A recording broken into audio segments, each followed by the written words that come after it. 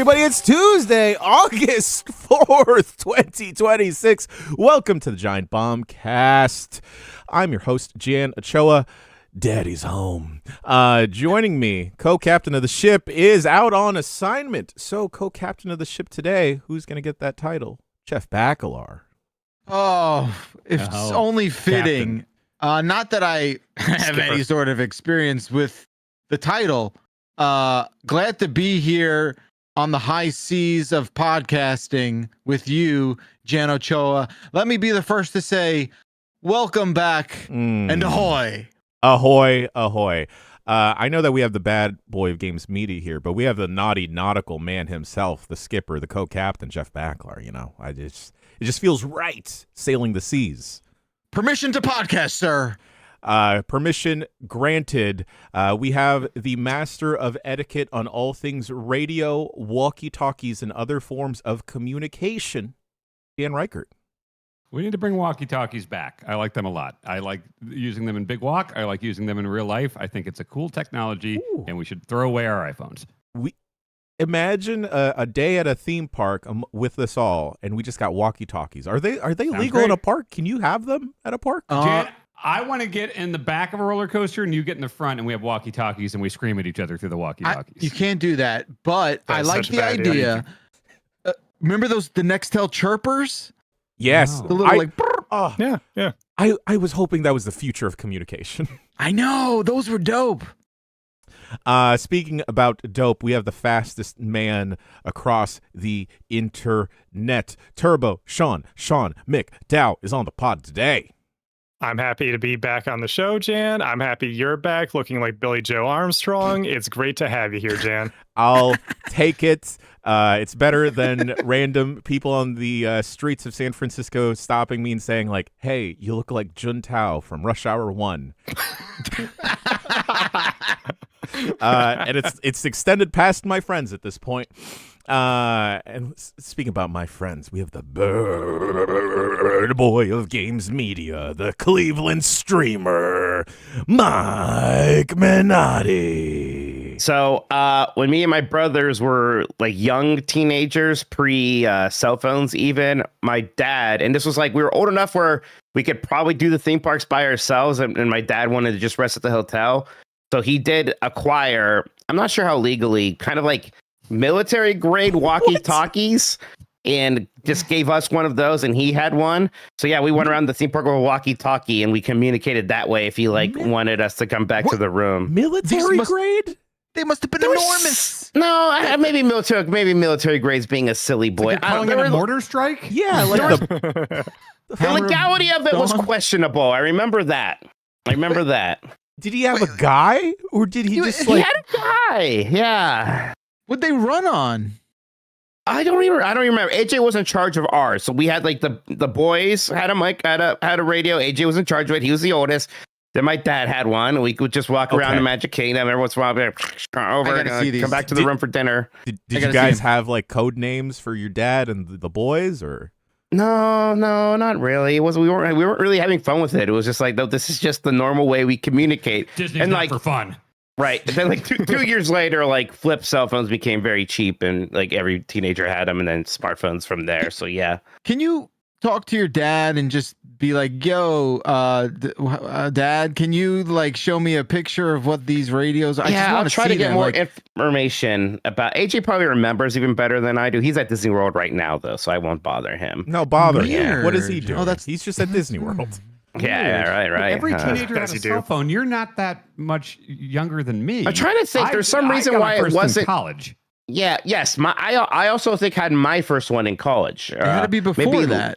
Yeah, late high school. I'm a little bit younger than you, so it was like right before that was super common. And like again, we were young teenagers. Like Chris, the youngest, may have been more even like 12 or something. But it was like that's okay. Right. Yeah, exactly. That's what I'm almost saying. So you may not have been. Yeah. It's very close, but okay. Yeah. Yes. Yeah, exactly. So yeah, that was the thing. Like, okay, this is safe enough. You guys go around Disney World. You have this walkie-talkie, and we just kind of use that. To the best of your knowledge, as our resident Disney expert of the parks, do you think you could bring in like radios and walkie-talkies to the parks now? Because I feel like they'd interfere with everything. Yeah, I bet they would stop because, like, I'm trying to think. I don't know if this was pre 9/11. That seems like maybe too early, right? So I wonder what the security checkpoint person thought of them. But maybe could it have? No way, it was pre 9/11. It could not have been pre 9/11. So if we got through with it then, I don't think so. That would have been too young. I think maybe not. Is 9/11 what got you into 9/11? Maybe then. I'm going to have to confer with my brothers to get some more details about this. It had to be before. I had a cell phone before 9/11. Yeah, I guess I would have been like 13 then. Yeah, it could have been. Yeah, it could have been right before 9/11. That's actually a good point. If it was just 2000, yeah, they were getting popular then. Yeah, we might have snuck in right before 9/11, so there wasn't the security checkpoint that they have now. Okay. So they didn't care. Different ways to word things. To say it right.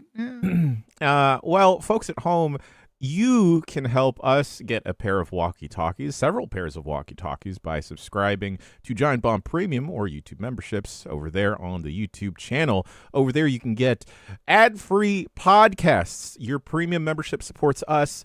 You get a special chat, access to special Discords, and most importantly, you at home get ad-free viewing for some of the shows. And speaking about shows, we got a bunch of stuff in the pipeline. Currently, we have a season of This Is the Run where Mike Minotti is navigating the sewers as Sewer Shark with Jeff Grubb and Dan Reichert flanking him there. You can go back and watch a bunch of shows such as Marry Me Tomodachi, our dear pal Mary Kish joining us for Portal Pals, where Mikey and Mary get the peepees out for the peepees out there. Shouts out to the peepees, right, Mikey? Yeah, the peepees will rise again. They keep saying that, and I don't know what they mean by that. Blue Chew. Oh, okay. God, I would love to do an ad read for Blue Chew. Yeah, that'd be fun. Like a personal endorsement? I'll do it. I don't care. I guess I would do it. I would take it. Whatever. Who cares? Yeah. YOLO, right? At this point, wait till I'm 40. Wait a few more months, and then I'll be like, I got nothing. I'll do the Blue Chew ad. Candy that gives you a boner doesn't sound like the worst thing. I don't think it's candy. It's not. It's like a little blue thing you chew on, right? Do you actually chew on them, or is it just a swallow situation? It was a chew starburst type thing.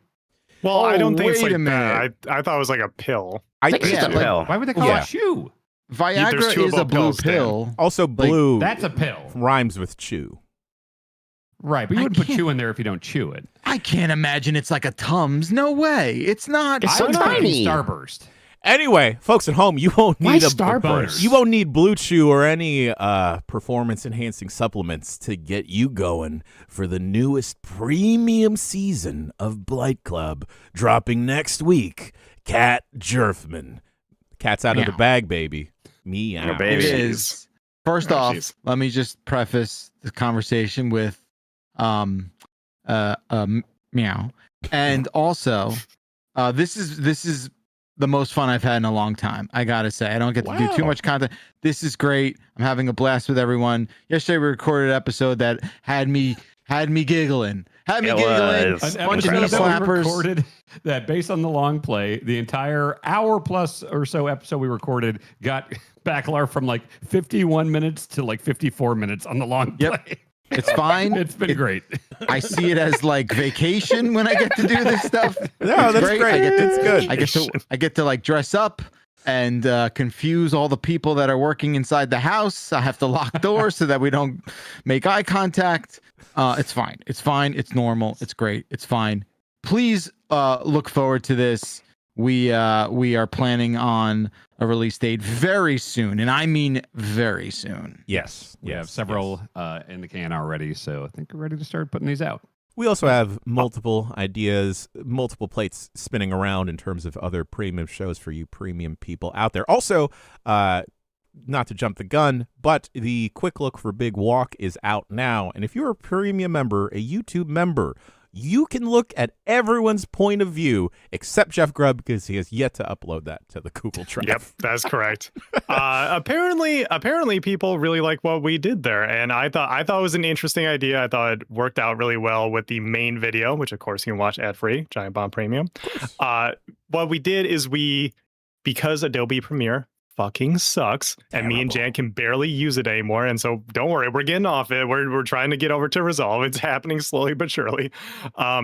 Because we can't really edit multicam videos, we just did live switching in OBS as if it were like a in-person recording, basically. And it seemed to go over really well. People seem to really like it. If you haven't checked it out yet, definitely go check it out because I'm pretty proud of how that one turned out. Yeah, special shouts out to Sean for running the 1s and 2s and having all of us yelling in his ear constantly. That was so funny. Yeah, production wise. So you guys were just using Prox Chat, but then I heard everyone on Discord. So there were times where you were split into like 3 groups and everyone was yelling something different. I had to pick out, okay, like who do I switch to? Who do I switch to? It was really funny and a fun thing to produce. Yes. I'm starting to see the Adobe hate here because like I'm starting to edit more videos, and my last couple have been like shorter ones, like the San Francisco travelogue was like probably 10 or 15 or something. The Steam Machine one was a lot of cuts but shorter. I'm like 40 minutes into the road trip travelogue now with a ton of cuts and bullshit, and like I'm starting to see Premiere chugging and like, all these clips in my bin they don't have preview images, and this thing won't actually hit play when I hit play. So starting to see why Premiere sucks now. Especially the videos that you've been doing, Dan, have been like more you have one video that you like trim and then you go to the next video in the timeline. But if especially when you're doing multicam, you have multiple sources all like together and you're like swapping between them rapidly. Premiere just shits the bed. Yeah, I ran into that too when I was trying to pixelate Mike Minotti's crotch yesterday. And as you do. And I was just trying to do the mask. I was trying to do the mosaic over it and everything. And it's like, oh, you want to do an AI thing. You want an AI thing to find Mike Minotti's crotch. That's a problem too. I know where Mike Minotti's crotch is. I will put the rectangle over it. No, they wanted AI to do it. Yeah. We should switch to Avid. Bobby. That's what we had. We had Avid at WWE. Yeah, that's really. They were still using Avid. Avid's still pretty popular. Yeah, I know for shows and some movies, shows. Yeah, but like, it's just if you haven't switched off it yet. Yeah, the reason they had WWE is just that like vast video library from like and all of that stuff was just like on Avid, and so like all the computers if you got on Avid could access everything from every camera legacy. History, so they didn't want to move it off that. Yeah. Okay, all right. Well, boys, how's everyone doing? how are things? Good. Things are good. I watched I watched the Backrooms movie. Oh, okay. I enjoyed it. I like that. I want more of that, please. I thought that was fun. It seems like we should be entering these liminal spaces more and fucking around with all the creepy creeps there within. I will say there hasn't been, well, there's several things that make me question my career trajectory and progress in my life Go on. more than Kane Parsons, a 20-year-old, directing a whole-ass movie. And that made me stand and just like, oh, okay. Yeah. Oh, something's happening. My backrooms are opening. All of my memories, all of my thouts. Dental work? What the hell? Yeah. What the hell What's is that? happening? What's going on? I told you I'm hiding my Catwoman outfit from these people. They need they're to know. Break it and get it? Oh gosh. What is that? Oh What's God, happening? are they like drilling into your room right now? They want the keyboards. Oh, it's so loud. Catch your pen, no! All right, well, maybe someone else talk. Well, Can I ask a question? And I just want the most dumbed down answer for me to understand here. This is the worst pivot possible. Yeah. It's not even a pivot. Okay, the Backrooms. Oh boy. It's a game. It's a movie. Is this the same IP? Who owns this? What was the first one? No. What the fuck are the Backrooms? So I'm not. We should get Super Eye Patch Wolf to maybe explain it. But the way I understand it is that the Backrooms is just sort of like a internet phenomenon of like liminal space photography.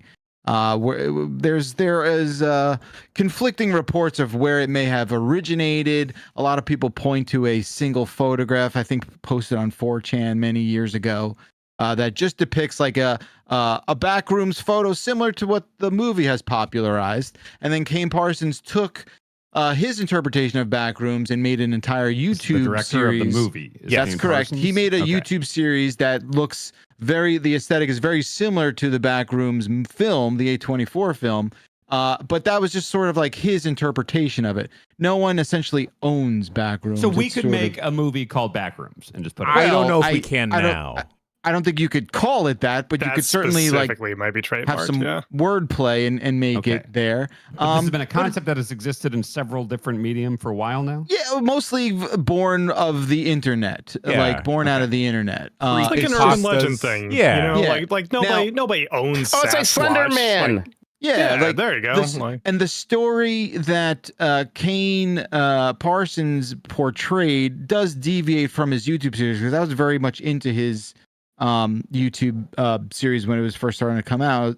This has a much more kind of like focused story where there's maybe perhaps more answers than the way it's popularized on the internet provides. And this is a much more, they had like a writer come in and kind of like really give it a film sort of treatment. Yeah, I'd say it's like adjacent to like all the what is it called, SCP stuff, like the like objects of power, sci-fi kind of like appendix on the internet. Sure, there's a crossover there for sure. It's doing a good job here. It was saying like no one owns vampires, no one owns zombies. It's just like a concept. I was gonna go with nobody owns the concept of the Bermuda Triangle, but like people constantly make stories about it. Obviously, Bermuda is a real place and everything. They own Bermuda, but like the concept of like ships sail here and disappear or whatever like that. Nobody owns that concept. So, same thing here. Yeah, I see. Okay. Yeah, perhaps I think like the vampire stuff that's like cryptid stuff that is now public domain. I feel like at one point someone.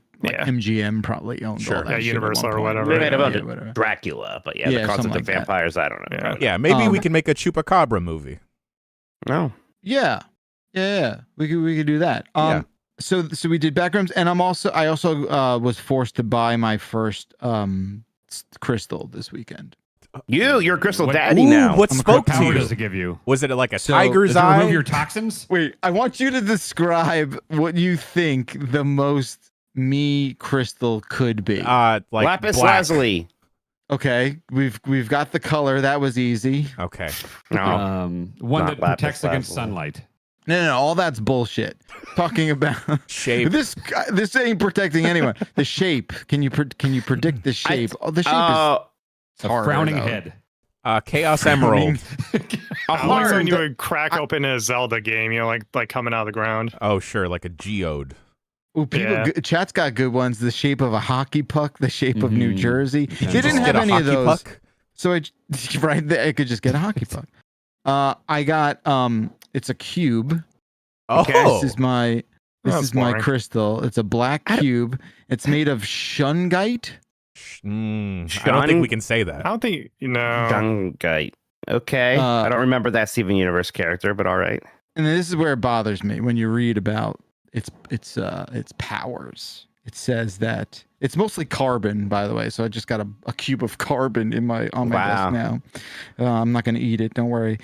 It protects you from laptops. What does that fucking mean? What does that fucking mean? The electrical signals. I believe it protects you from laptops. What a specific thing. What the fuck does that mean? I absolutely believe that is what the crystal people wrote.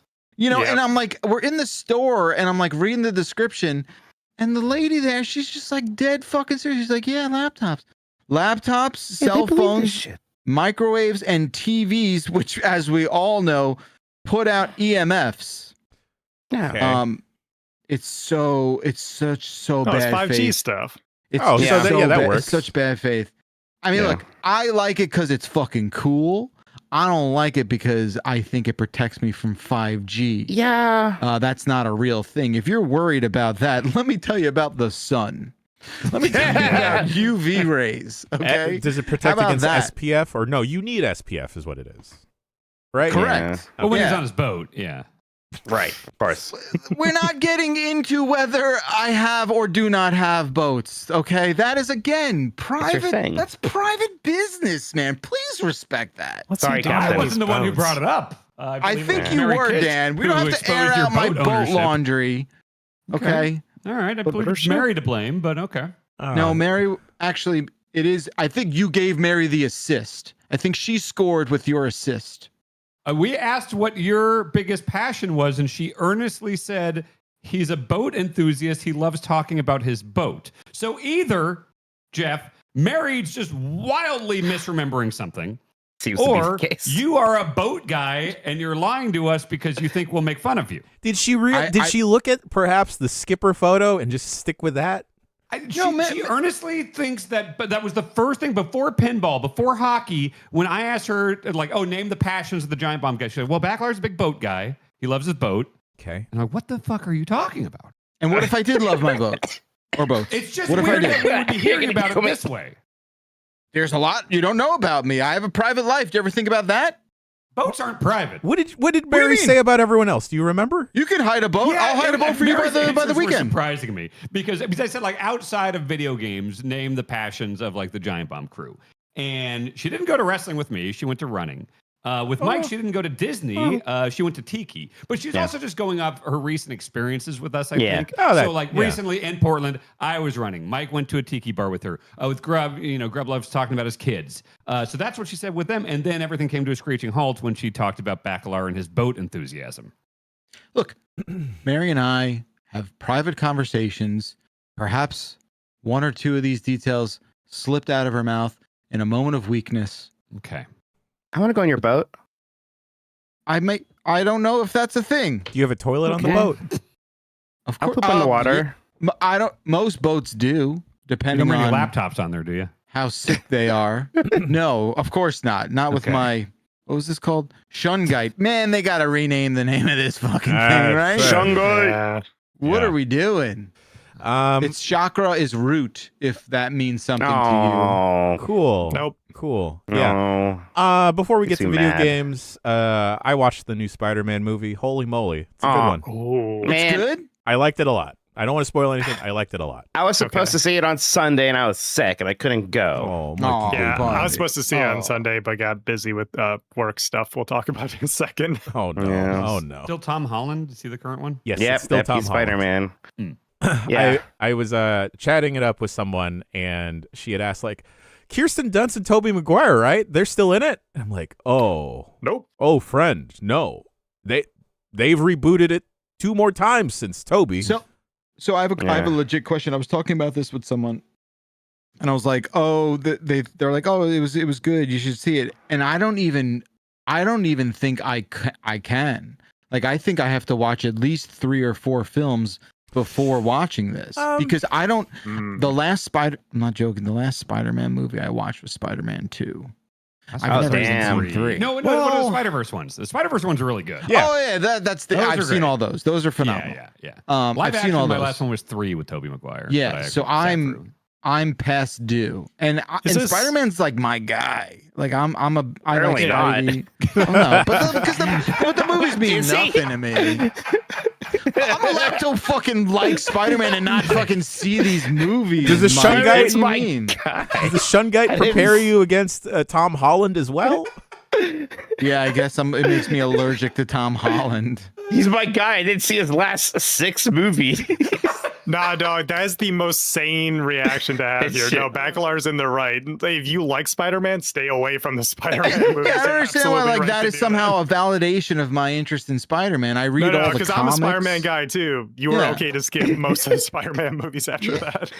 That last I one mean- was fun. It was, a little multiversy, but it was neat with them all showing up and doing Yeah, things. I'm not the biggest fan of the Andrew Garfield Spider-Mans. Well, No. whatever. So then what should I watch? I honestly think This one. you can just jump in on this one. Okay. I I prefer that. Yeah, I like the director for this one. It's a more grounded Spider-Man. He's not fighting some like gigantic world-ending threat. It's just a dude. Okay. And he's neighborhood. sad. Yeah. Yeah. Has anyone seen the Spider-Man noir stuff? I like it.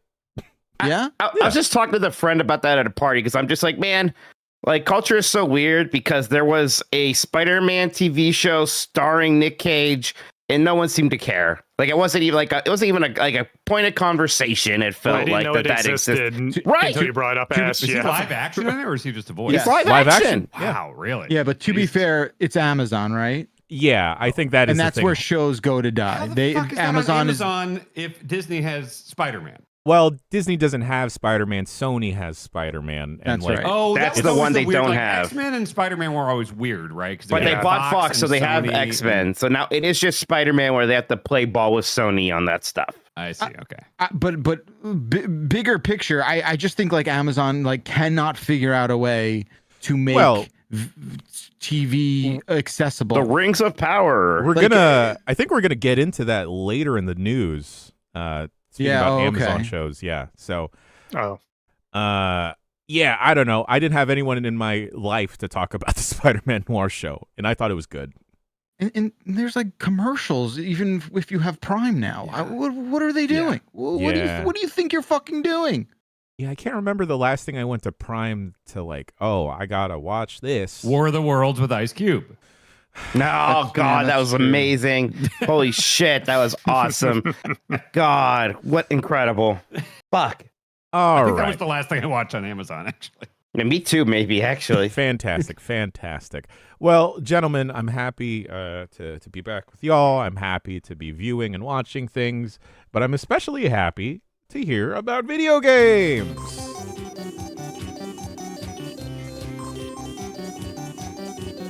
Games.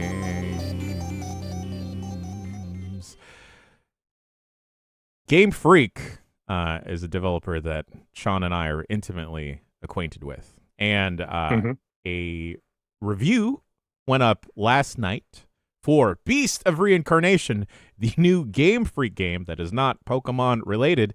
And our own Turbo Sean McDowell reviewed it.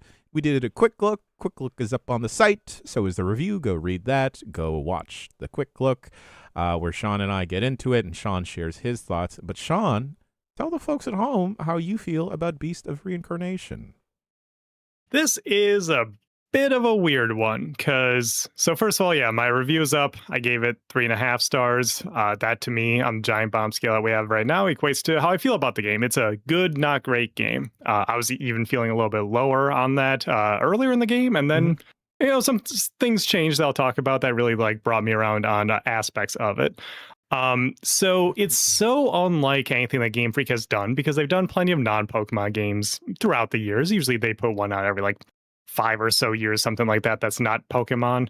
You know, like Genesis games like Pulse Man to like Drill Dozer on the GBA to like Pocket Card Jockey and stuff. They have ideas sometimes that they want to put out there, and it's fun to be weird and like flex those creative muscles when you're not just pumping out annual Pokemon products, right? Yeah. And so this one, though, is like a pretty like wild swing for them to do a like bloody, over the top kind of action game. It has Souls elements in there, you know, very FromSoft stuff of there's bonfires and an Estus flask equivalent. And early in the game, if you get hit like twice, you'll die, you know, stuff like that. Yeah. It's also just Nier Automata at home. Like everything about it, literally everything about it is just post-apocalyptic Earth. It's overrun with nature. Robots are running the place. They're like kind of just taking over for humans and stuff like that. They're not even trying to hide it. Jan, I think the fun fact that you told me the other day is that the Japanese voice actor for Emma, the main character, is just to be in Japan. So that's kind of funny. I did find it interesting because the quick look, we did it with the English voice actors, and I know that Emma's character is kind of supposed to be a little stoic, but the English voice acting specifically did feel a little stilted. More so, she just sounds like Samus and other M. It's not good. Oh no.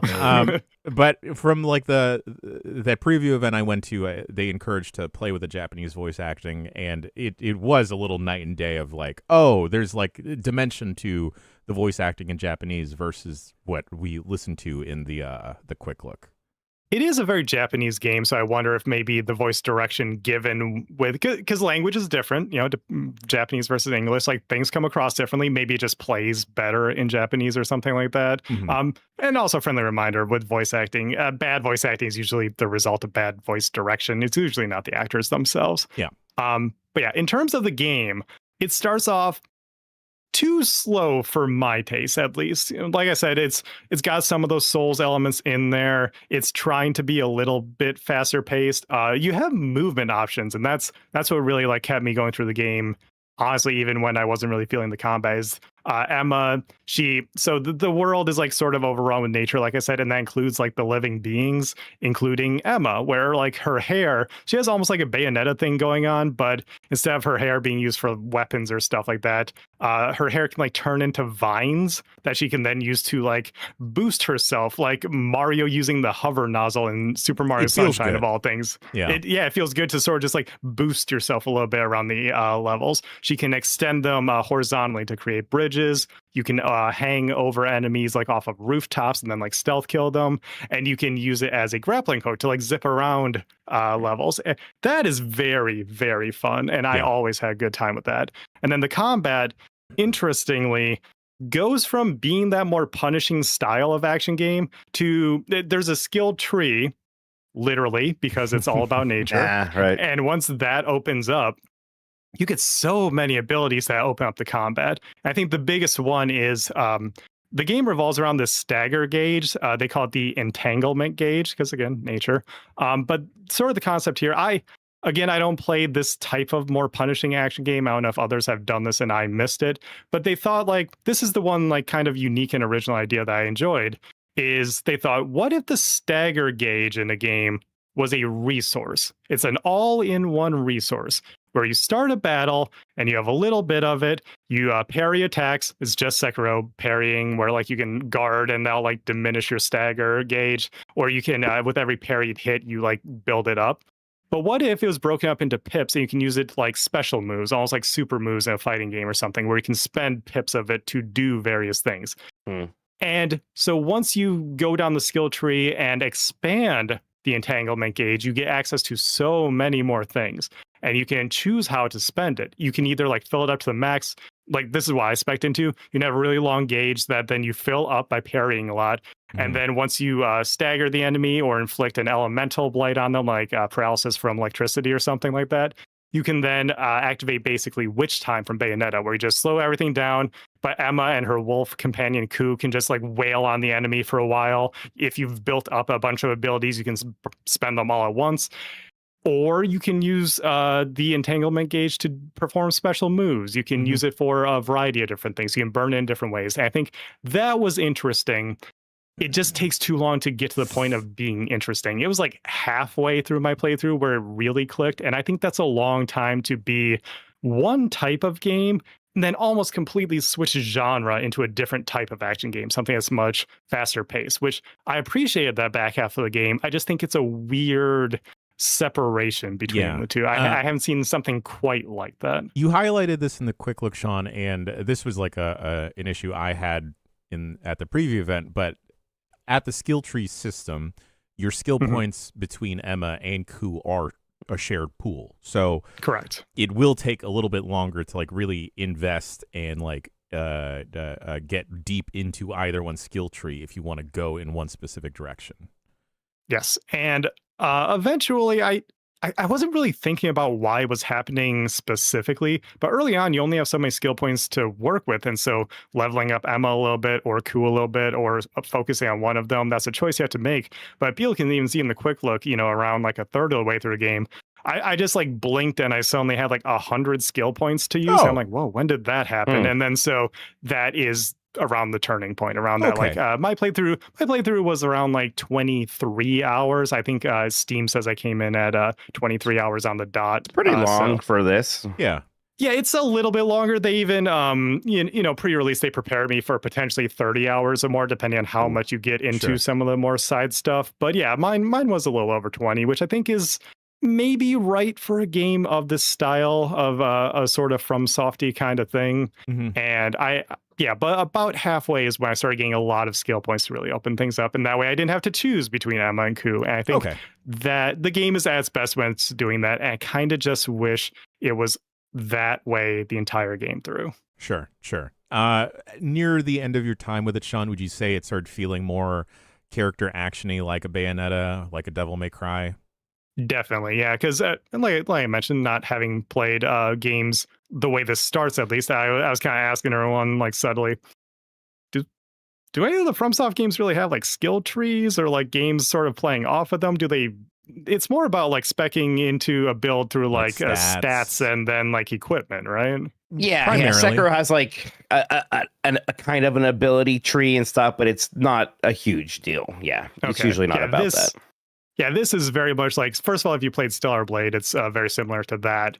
Or like an action RPG skill tree, like the Final Fantasy VII Remake trilogy, which, there's an element of that in the combat too with Ku, where you probably saw this in trailers and stuff. You can, every time you parry, you earn a point for Ku. And then when you have X number of points, you can then command Ku to do like sort of just an assist skill. They never get too far into that. I wish they maybe would have done a little bit more of it. I think it could have been more interesting if they did combine the FromSoft with the character action with FF7 Remake a little bit more by utilizing Ku as your like assist by like commanding your teammates a little bit more. But yeah, it's a very like action RPG or character action skill tree where it's the various branches go out to either, this division of leveling up all your meters, or this division of leveling up your ranged attacks, this division of leveling up your melee attacks. And then is kind of the funny thing about doing a literal tree is that all of that stuff is the roots that go down, and then the branches that go up is every time Emma defeats an enemy, a literal flower will blossom and open up a new branch of the skill tree with new abilities for you to learn. Sean, I forgot to ask, do the weapons ever switch up anything? I know that you get different ranged weapons. No. You get a bow and arrow, so it's just the sword the whole time. It's just the sword. There are no other like weapon types. What changes about them is elemental affinity. Jan, you pointed out, kind of find that, of course, Game Freak would like lean into elemental affinity, Pokemon and everything like that. But the various weapons do give you different ways to stack stacks of burn, of paralysis, of binding, poison, various elemental things. And they also, like, in the late game, combine those, so you can actually like split your stacks between, like, instead of every strike building burn, what if instead every strike builds a little bit of poison, a little bit of paralysis, and then you can hit them with two at once a little bit later on. So they could have done more with that as well, even just having, like, for example, there's only one attack button, which isn't the end of the world, but it's they could have had something heavier. I think the only thing that really changes about weapons is that you do have ranged weapons as well. So you have a bow and arrow, and you can choose between either a fast firing crossbow or like a traditional bow and arrow that, takes longer to load, but you can do more damage. But it really the weapons just are differentiated by the elemental stuff. I'm still curious to check it out. The way that you wound up landing with it, slightly on the more positive side near the end of your time with it, Sean, is still kind of incentivizing me. And also just the general morbid curiosity about checking out a Game Freak game that is not a Pokemon game. I think it is. We did say this in a quick look. I think it's, I hate saying this about a game because I know it's detrimental to the game's perception, but it does feel like a Steam sale game, a PlayStation Plus game. You still got a little bit on that Game Pass subscription. It's out in Game Pass day one, so you could like hop in there while you still got that sub going on. However you can approach this game in a way that makes sense. Maybe just watch your favorite streamers who like action games play it first, like see what a Souls streamer has to say about it, or if you're like me and you prefer character action games, see what like a DMC streamer has to say about it. See what the people who you align with say about this one, because it's a bit of a weird one, and the reactions were mostly around, how I felt about it, but they did vary a little bit. So I think people might feel differently about this. Yeah, Beast of Reincarnation feels like it has a lot of different games in its DNA. And speaking about DNA, Dan Reichert, you've been investigating the body with Pathogenic. Yes, it's a fun concept whenever it's like a thing is really small and goes into a body and goes around shooting stuff. You got Abadox for NES. I don't think anyone ever played that but me. Inner Space, the Martin Short movie. Hell yeah. Body Wars and Epcot. Oh God, yes, but the Inner Space is better. The Space. the Rugrats episode with the watermelon seed. Oh, classic. It's a good go. The Yoshi's Island level where you go into the stomach and you gotta shoot the thing. That's fun. Yeah, that's what this is. It's a twin stick roguelite. You are like a little amoeba or something, some little molecule body thing, and you are evolving and growing. You're like a virus or something, and so it's almost like a Terratech Legion type thing where it's like as you level up, you're evolving and getting more like nodes and everything. You can attach like these flagella you can put on the back of you to kind of propel you and move faster. On the front, you get these little like things that this thing's like a shotgun, and then on the sides you can make it more like this is like a machine gun, or here's a laser, and this one is a thing you connect to your mitochondria, and anything that's connected to that will have arcing energy that attacks everything around you. So you are like entering in through the skin, going up the leg. There's like a intestine boss. There's a stomach boss. So like the biomes of the game are like as you're working your way up. I don't know if the ultimate goal is to get up and destroy the brain or whatever.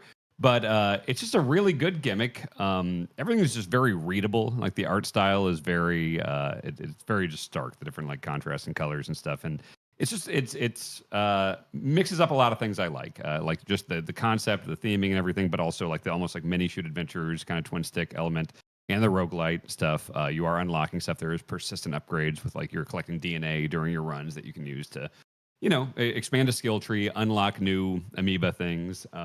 It's very good. I've only done a handful of runs right now, but I can tell I'm getting into it. Yeah, Fantastic. It looks fun. Yeah. There's a quick look for it on the website now with Chuck and Grub. Oh, so you guys are up to it. Okay, yeah. I want to check this bad boy out. Looks pretty fun. I do kind of like that idea. Like, let's go inside the human body. The human body is its own little weird world. That is very, very true. Speaking about weird worlds, I continue to be fascinated and appreciate the weird world of Splatoon. I've been playing Splatoon Raiders. Sean, so have you. Mikey, you reviewed this a couple weeks ago now on the website. There's a quick look of it as well. Splatoon Raiders. What an interesting Jimmy Jam, huh? Mike, you what score did you wind up giving it again? It was like 3.5 out of 5. Where it was like, kind of like what Sean said earlier about like a 7 out of 10. I'm like, that's a good, not great game. I think it's a game that's fun, does a lot of things well, but nothing exceptionally, nothing like stood out as like, whoa, wow, that thing, right? I think it's good, just not stand out for me. I think I feel about the same. I'd maybe like a little. I would go a stronger 3.5 out of stars for me. I think it's a really pretty looking Switch 2 game. Except the beaches can feel a little bit bland when you get into those like dungeons that you're crawling into. And the salmonids designs and all the paint and goop spilling everywhere. I think if anything, what I'm more excited post Splatoon Raiders is how they may potentially spice up and switch up the combat in a future Splatoon multiplayer shooter game, like with the different gadgets you get and everything, like the different styles of tanks, if they ever choose to implement that into the game. Like I would love to use some of like the splat it or like the jump that you get and like the weird Superman punch you get in Splatoon Raiders. This felt like a very good game to play in like recovery while post hospital, of just like you can turn your brain off and like it's chill. Yeah, it's chill. You can play a couple levels, you can revisit a couple levels. I think the part that I was not enjoying is how much stress it started to add with like the timing element of like, hey, the tank, it's at 50%. You only got 30 more seconds to fill it up all the way. And I'm like, that is usually the roadblock, right? That's kind of when it's like, oh, I guess I better go back to some other levels and kind of make myself stronger. It's not survivability, which is, people like joke about not putting upgrade points into health. This game especially, it's like, forget about that. You need to be able to do a lot of damage to some of these levels because there's a time limit. You need to kill things fast. And sometimes it kind of just comes down to learning, like, you have like that super move with the meter. It's like, all right, save that for the boss, I guess, and just kind of throw it out there. Yeah. Sean, how did you wind up landing with Splatoon Raiders? Well, I am curious, Jan, how into the Splatoon series are you? Like, have you played a lot of it? Are you more multiplayer versus single player? Primarily only ever multiplayer. I've dabbled in some of the single player and like, but it just winds up not being for me because of my introduction to Splatoon, just much more of a social multiplayer aspect than like the solo campaign where you are on your own. That's definitely how most people play, because that's how it's really intended. But I think I lean where Mike is, where I've always preferred the single player. And that's like the thing that shines for me in these games. And it's why I like Splatoon. I still play the multiplayer, but for me, the single player is like why I show up to the series. And so with Raiders, they switched the genre a little bit. It's still a shooter, right? But it's mostly single player. You can play it co-op, but it's mostly single player focused. It's a looter shooter kind of thing. It's not what I want out of Splatoon. It doesn't have like the puzzle platforming elements of the single player. It doesn't have that sort of, level based figure out how to get to the objective. It's kind of just, get to the end and like get a currency, defeat a boss or something. It's much more straightforward than that. And even to the point of like, you're kind of just walking forward. You're not really messing around with the pipes as much. Yeah, there's no real level design, right? Like there's levels, but like it almost could be anything. It doesn't matter. Yeah, like block here. It's just ground jutting out of the water. There's not much to every level, at least where I'm at. I'm only like 4 hours in. So I'm about to change much. Yeah. It doesn't change much. Got it. I don't think. Not in my mind. It's just not like necessarily giving me what I want. Now, that being said, it is still Splatoon. It still looks, feels, and sounds like Splatoon. And so maybe I'm a little more positive on it because I'm just enjoying playing another Splatoon game. Splatoon feels great to play. Exactly. Like those core Splatoon mechanics feel really good. And especially when you find your weapon or like you switch to a different weapon that, you want to try out for a little bit. And you're like, oh, wait a second. I didn't realize I would like this one, or they have a modified new one here in Raiders. And that's really cool.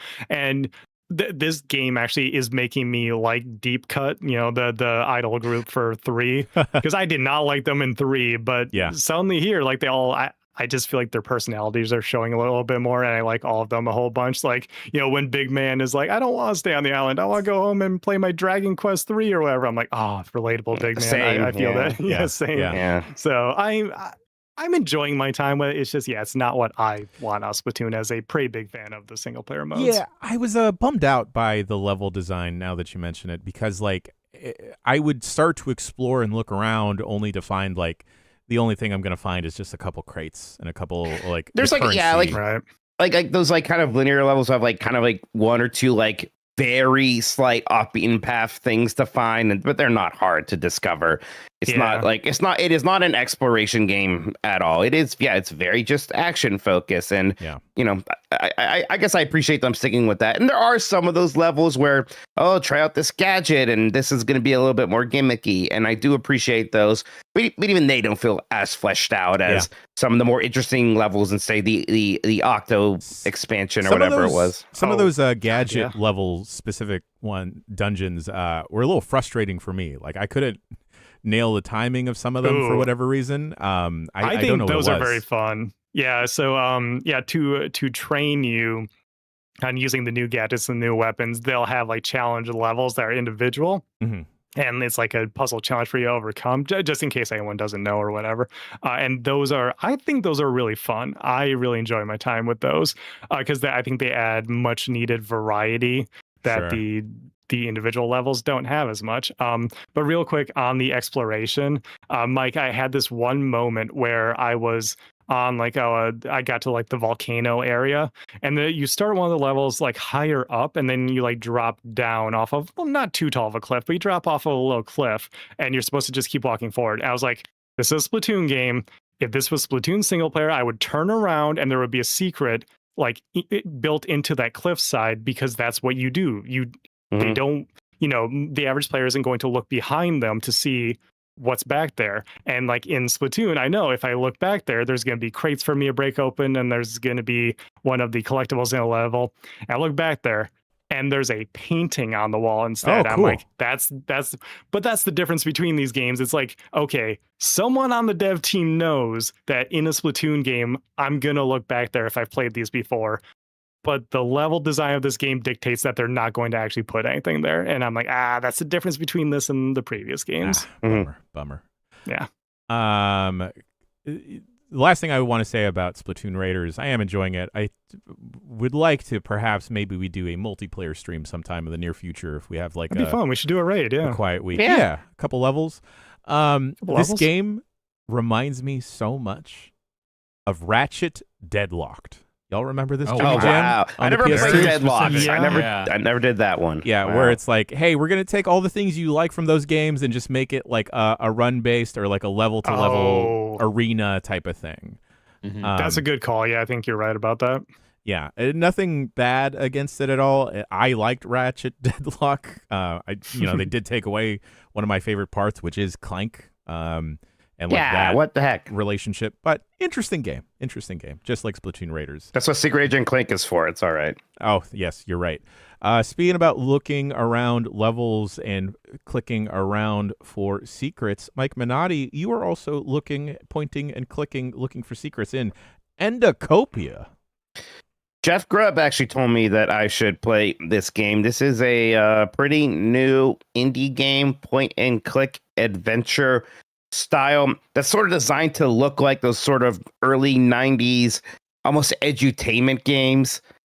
But of course, it's like, it's a bit wackier than that. It's kind of absurdist, right? Sure. So a little bit of like that Undertale energy, but even further than that, dare I say, some of that Newgrounds Flash energy that maybe isn't everybody's Jimmy Jam. I know. I could sometimes be in the mood for that silliness. Although, like, sometimes things are so absurdist that I can feel like, well, anything can happen and nothing matters, which is hard for a puzzle game where you're trying to parse out the logic of a place. But still, this game is designed such a way that what you need to do at any given point is relatively not too hard to parse out. There's also a tip board named Tip. He's a sign with a face. You can kind of summon him whenever you need help with anything. But I really like the look of this one, just kind of like being weird and looking like a old school point click adventure game, then occasionally doing things like having the really weird early style pre-rendered cutscene things, and whenever it cuts to that's strange. Every once in a while I'll try to get you with a jump scare of just something looking real freaking weird. And that stuff is also fun. Weird mini games too, where all of a sudden you have a boss fight and it's a little Punch-Out-esque for a moment, right? Something like that out of nowhere. Some of the puzzles were good. Like the best puzzle so far, there was like a theater with these colored seats. And each time I sat down in a seat, it would show a short video, a song about a clown and talk about how they either hurt themselves or died. And then I found a whack-a-mole thing with colored clowns where I could either hurt them or kill them. I was like, I need to learn from the theater which clowns dies and then like translate that to the whack-a-moles. Can I share something very personal real quick? Of course. Yes. I think I understand the clown thing now. Oh, like you about not liking clowns? You're looking at the Steam page, Jan? No. The complete opposite of that, Mikey. Oh no, you're attracted to clowns? I think I get it. Oh, wait, God. wait. Are you scared or you're He's attracted? It's a digital circus thing, right? I don't know. Yeah, I'm on Harley the Steam Quinn. page. Oh, okay, let's say the Harley Quinn. Oh, that part. one clown was kind of cute. I know which one you're talking about. All of a sudden, Mike's on board. All right. Well, because she's, I get it. That one actually was kind of cute. Yeah. Okay, yeah. She's like sad. I've been seeing like there's a specific clown popping up in like a bunch of like conventions and convention pictures and videos, and Is it Pomni? I don't know what Pomni is. Yeah. What is Pomni? From the Amazing Digital Circus? I bet it's Pomni. Oh yeah, it's that Yeah, clown. probably. It's that Yeah, one. that's who it is. Yeah, that's the kids love the Digital Circus right now. Okay. Dan, I'm gonna cut you off at the pass. Nobody cares about your opinion on this one. I'm just I wasn't throwing that going to out say there. shit. I Okay, wasn't saying thank a you. damn thing. Gotcha. I saw you Googling. I got worried. I just wanted to point out for this game I saw that you Googling. we all know Sorry. where that goes. I wanted to point out this game came out 1 week ago. It is a $15 game on Steam, so not nothing, but still indie price, but not the kind of thing that everyone's going to own. It's overwhelmingly positive reviews with almost 1,900 reviews. Like, that's crazy. I'm trying to figure out, because it's popping off a little bit to the point where Grub heard about it and recommended it to me, and I'm trying to figure out where that happened. It looks like it's just a very small developer he has like his last game in 2023 was called Picayune Dreams, and it also has like a lot of really good reviews. So maybe, I don't know, maybe this indie developer is just somewhat well known. I don't know how this has kind of gotten some attention. But yeah, if you have an affinity for old point and click games like me, I think you will like it. Again, like almost during the game, I find myself at different points of being up for some of its bullshit with the whole like, oh man, it's real weird. And sometimes I'm like, I like how it's weird. Then other times I'm sort of rolling my eyes at how weird it is. But it definitely has been enjoyable so far. Okay, cool. Nice. I'd be interested in seeing more of that game down the line, folks. I was had some health complications and everything. I've been on the mending process, and part of that mending is figuring out that I'm getting winded just walking down the block. Fingers crossed that I continue to heal up and everything, get my blood levels back up. So the best thing to do is to go for a big walk with my friends in Big Walk. The biggest of walks. The biggest of walks. Mr. Baclar, you went to a virtual preview event. You've checked this out, but then the rest of the GB owners explored the world of Big Walk. And Sean, you were sitting shotgun there live producing that thing. Once again, there is a quick look up on the website. Highly suggest you go check that out. Sean expertly switching between POVs. And if you're a premium member, you can go watch someone's specific POV, except for Jeff Grubb. But boys, I had a lovely time. Yeah, the game's good. Awesome. Yeah, I think that's so cool. Like I actually heard some people, I can't remember if it's on here or whatever, talking about like they didn't like the aesthetic. And I and can get it. how- I get it. I love it. I kind of like the weird kind of like, Homer Simpson bird dropper thing, like set against like realistic backdrops and stuff. I just think it's got a right amount of just kind of like quirky, like weirdness mixed with just like, oh, these are like just realistic trees and stuff. Sure. In motion, it's very charming. I think in screenshots, it maybe doesn't play as well. Sure. Yeah, I got really curious with the first trailer because it just seems like, again, people are quick to use the phrase friend slop for anything where it's like, oh, proc chat and, several people running around doing different stuff. But this is different than like a peak. And also, I don't consider friend slop to be a pejorative at all. I like friend slop games a lot. Yeah. But this is a open world puzzle game. This is just because it has proc chat and everything doesn't mean it's like these other games that look like it.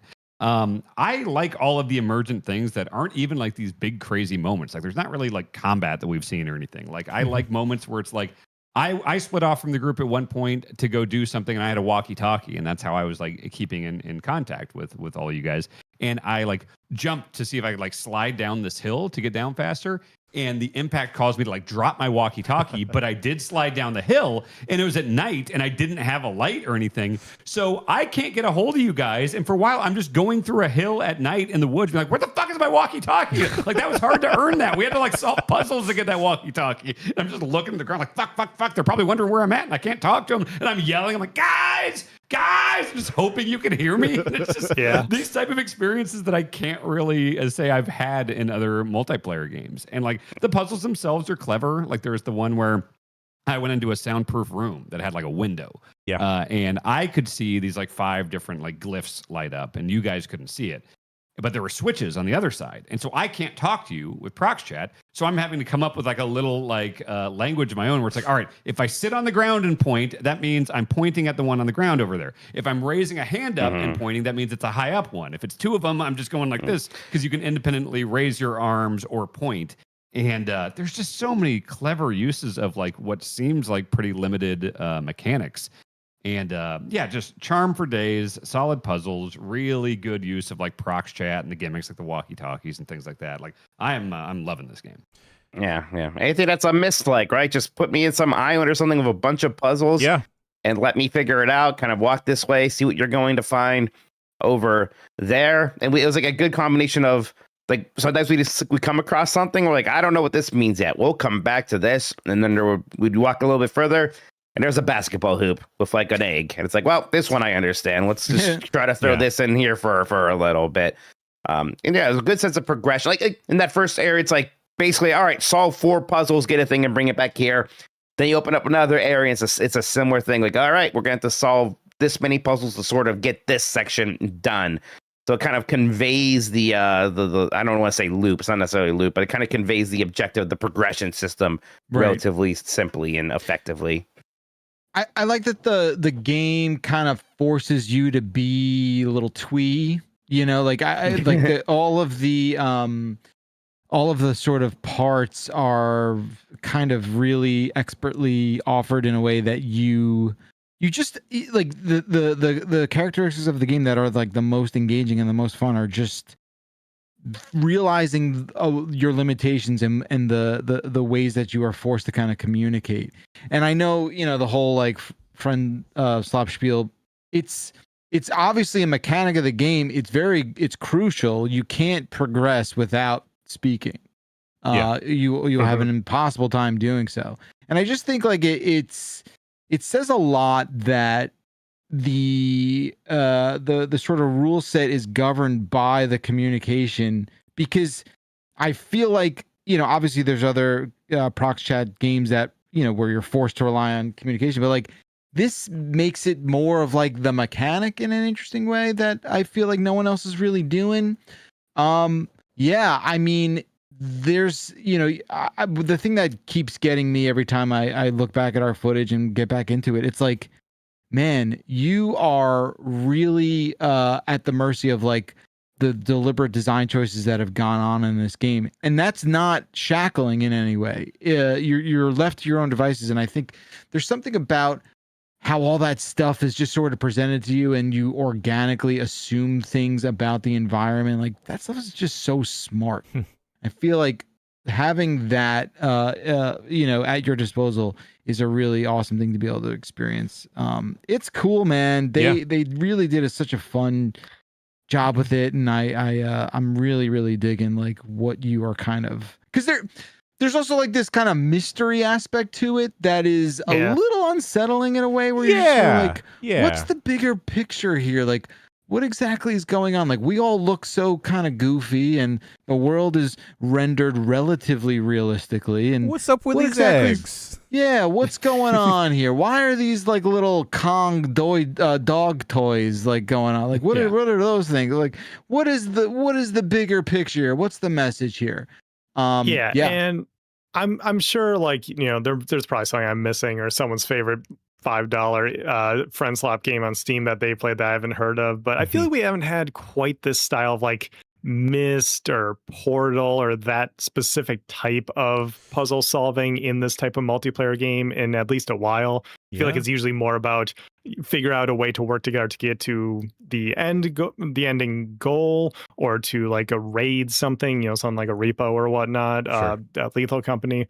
I feel like this is bringing things back around to that time of Portal of like, okay, I'm going to sit here, I'm going to position you over here, I need to do my task, you do your task, we need to communicate to like make sure that we're doing them in sync or whatever.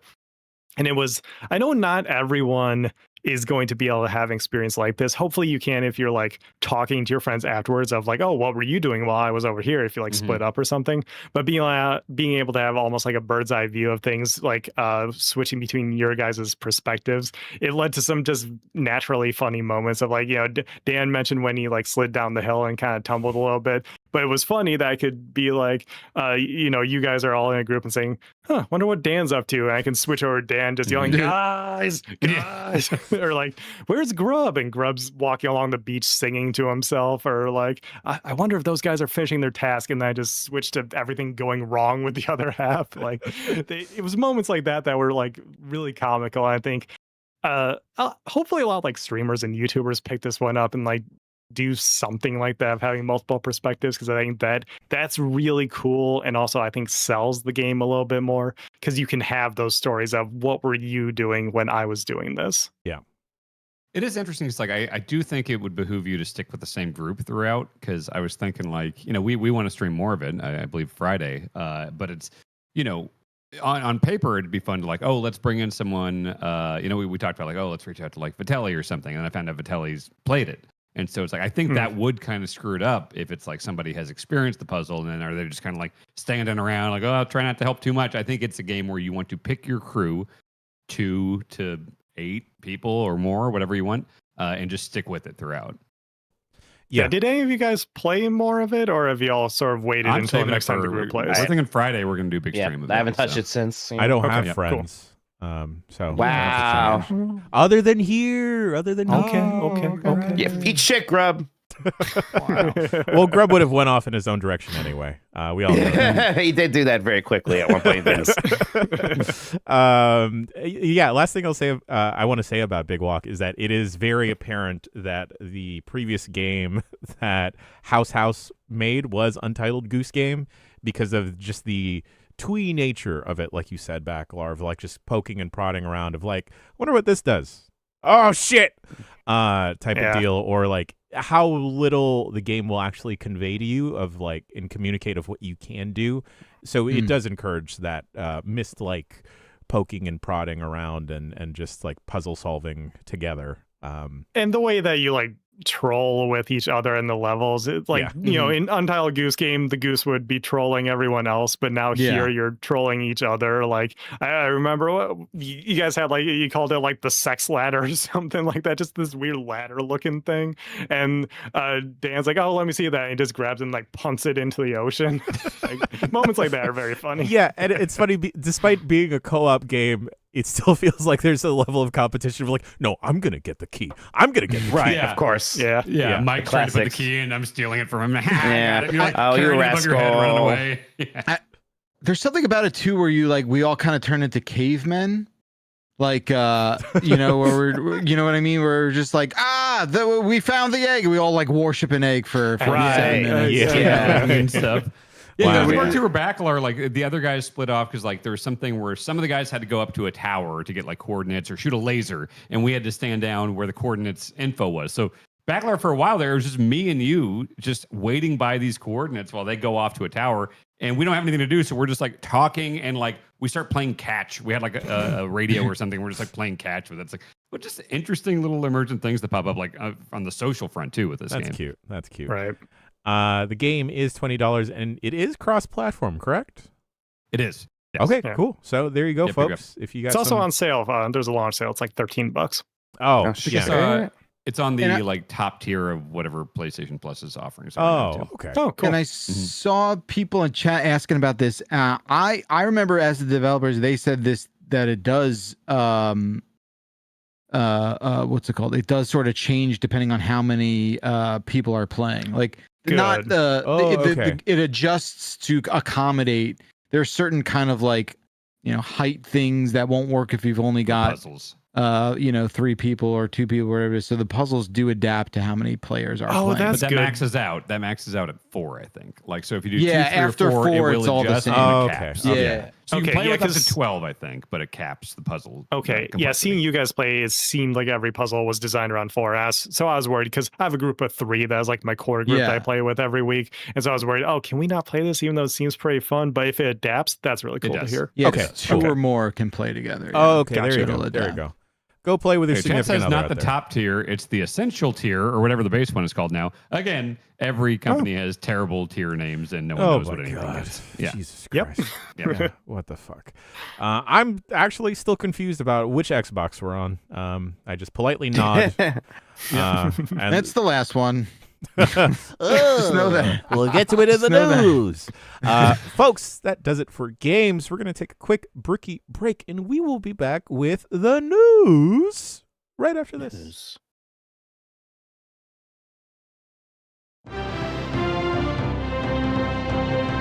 This is Mike with the news. Mike Manati. And a kitty. Hey, everybody. How's it going? Yes, Jeff Grubb is out on assignment, so I'm here covering the news. He actually did curate the news for us and has bolded some of his commentary on these topics himself. Just delete those. Yeah, we don't care what he thinks. Let's just guess. Mm-hmm. Starting off here with Xbox's leaked disc to digital system could solve an impossible ownership problem. A leaked Microsoft developer document says Xbox intends to expand backward compatibility on PC in several stages. Original Xbox games are reportedly headed toward a full PC launch in October, while developers would be able to opt Xbox 360 games into the ecosystem gradually during 2027-2028. Those games would then work across Windows-based Xbox hardware, including Project Helix, other Xbox PCs, and handhelds. Developers would control participation, pricing, and Game Pass availability. This to digital ownership seems like the key to this strategy. A player inserts an Xbox One or Series disc into a compatible console. That's stage 1. Stage 2, Microsoft grants that account a digital entitlement. Stage 3, the entitlement remains associated with both the account and the physical disc. Stage 4, selling or lending the disc would transfer the entitlement to the new holder and revoke it from the previous account. This retains the full functionality and resell the disc while also smoothing out a transition to a future where fewer Xbox systems will have disc drives. But this also means that Xbox will likely have to provide some way to use discs on Project Helix. Grubb says here, at the very least, this feels like a very thought out and coherent plan, which distinguishes it from everything else Xbox has done Well, the bar is low. year. Yeah, right. Exactly. This stuff is nice to see, and it's going to be interesting to see what the PlayStation response to this is. And it is kind of like, yeah, okay, so if we're going to be able to save our discs, are you going to have a disc drive on the new console so we can do that? For PlayStation 6, it seems pretty unlikely if they aren't going to make any disc games for it. So whatever PlayStation solution is going to be, it's going to require you to use a PlayStation 5 to register your discs somehow. So and this seems like a cool system. This has come up in the past, but now we have a few more things to talk about here. Where, specifically, it will have to work with an Xbox One or an Xbox Series disc, because those have like the identifiers on them to be able to, say, oh, this is this game. It's not just an Xbox game or an Xbox 360 game. This is Battlefield 1 for Xbox One, something like that. And so this is a cool system, I think, because you can pop that disc in, you can get basically a digital copy with all the convenience, as long as nobody else uses that disc. I've always thought that this is a cool system, and it's kind of the bare minimum that these companies need to do if we're going to transition all digital, because people have physical games. You can't just toss those aside willy-nilly. It's still a shame that it won't work, at least seemingly won't work, for original Xbox or 360 games. Maybe they'll reverse that in the future and they just say, oh, your Xbox One X or your Series X read looking at my shelf, like I have let's say Dead or Alive 3. Like if I pop that into my disc-based Xbox, if they could just be like, all right, we don't really need the sale on this one, we'll just grant you this one. That would be nice as well. I know that with the backwards compatibility that they just started announcing for PC, John Linneman asked them about, well, what about my physical discs? Because of course John would. And they said, well, we actually wanted to do that on PC, but not every DVD drive can read those encrypted Xbox discs correctly and identify what they are. And that's why there's no option for that on PC, which also, that's the type of thing that has me a little worried about if Helix is a PC, because then, it won't have the ability to read some discs like that. So how is that going to work? Are your original Xbox and 360 games just not going to work? Are you going to have to rebuy them digitally? That's a little bit weird. Yeah, there's some other, so you don't have to hand it to Xbox, right? I think is kind of the point here. This is, of course, there needs to be solutions to these problems, right? That should be their responsibility, and PlayStation better have solutions as well. Though I think with them, it's a little bit of a worry. Maybe they're just going to rip the Band-Aid off a little bit more forcefully than this even. Yeah, to be clear, I'm happy about systems like this because it means I don't have to give Microsoft any more money by rebuying the games digitally. Right. Yeah. I'm a little confused about like what Helix is going to be now, because it seems like, with the backwards compatibility on PC expanding and stuff like that, that they're trying to get more and more stuff on PC, which would indicate that Helix is just that PC like we've been talking about. But the way like Asha's talking about like I only barely caught Game S mornings yesterday, but like in general talking about committing to the console and everything like that, I'm just thinking like, well, doesn't that seem a little contradictory to the idea of it just being a PC then? So now I'm wondering, and she has said about like the Steam on Helix thing, I wasn't there for those discussions and stuff like that. It seems like there's a backing away from that kind of thing. So now I'm just really curious what Helix actually is. Right. I mean, there's still so many questions about these consoles, including their price, and Grubbs kind of like put some stuff in here too to remind us, like, hey, those latest price increases have gone into effect. So these things are more they're more expensive. And like more are probably coming. Microsoft themselves have been like, yeah, like this problem's not getting solved. These components keep getting more expensive. That's not going to stop. It just, there's this larger question of how is Xbox going to have growth? How is them seemingly focusing on the console business again at a point where that business just seems a bit uncertain right now? We don't know. There's the mention, I guess, of these Xbox PCs. We didn't really address that. I'm assuming that terminology means something like the Asus ROG Xbox Ally X, XX, Triple X, Double X, Quadruple X. What the fuck is that thing called? Something like those handhelds are what they were referring to as Xbox PCs, right? Of like a partner device that's like branded Xbox. And that's something that I think was probably at one point a bigger part of the strategy before the regimen change. And now it's like, no, that Project Helix is the main thing. There might be other things that, of course, are kind of Xboxes, but not everything is an Xbox. Who would say that? That would be ridiculous. Yes, I guess I'm kind of wondering Xbox if now. I'm kind of wondering if Helix is a more traditional console. If they're trying to, like, since it's not out yet, they could scale back the software, the operating system, to being more console-like, to being more exclusive based, and then the Xbox PCs are the more open thing that they can work with, like Asus and stuff on. I was assuming that Helix would kind of be closer to that Roger Ally Xbox Triple X that you mentioned, Sean, versus like a traditional console, and that it would just be more Windowsed up.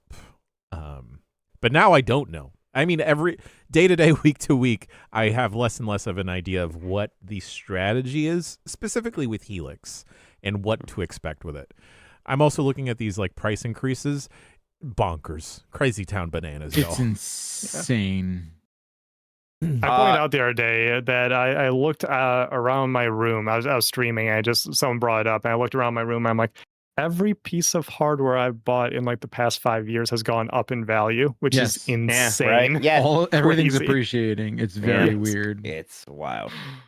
All right, EA's $55 billion private takeover is expected to close today. The investor group led by Saudi Arabia's Public Investment Fund received approval under the European Union's foreign subsidies regulation. Remaining significant regulatory hurdle for its $55 billion acquisition of Electronic Arts.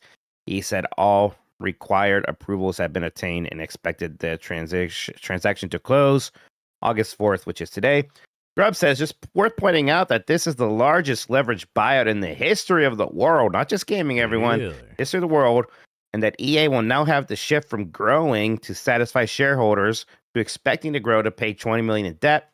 I won't expect that means we get more and cooler games. Yeah, some people are like, well, it's a good thing anyways, because EA is not a private company anymore, so they don't have shareholders. But the new owner is buying into $20 billion in debt.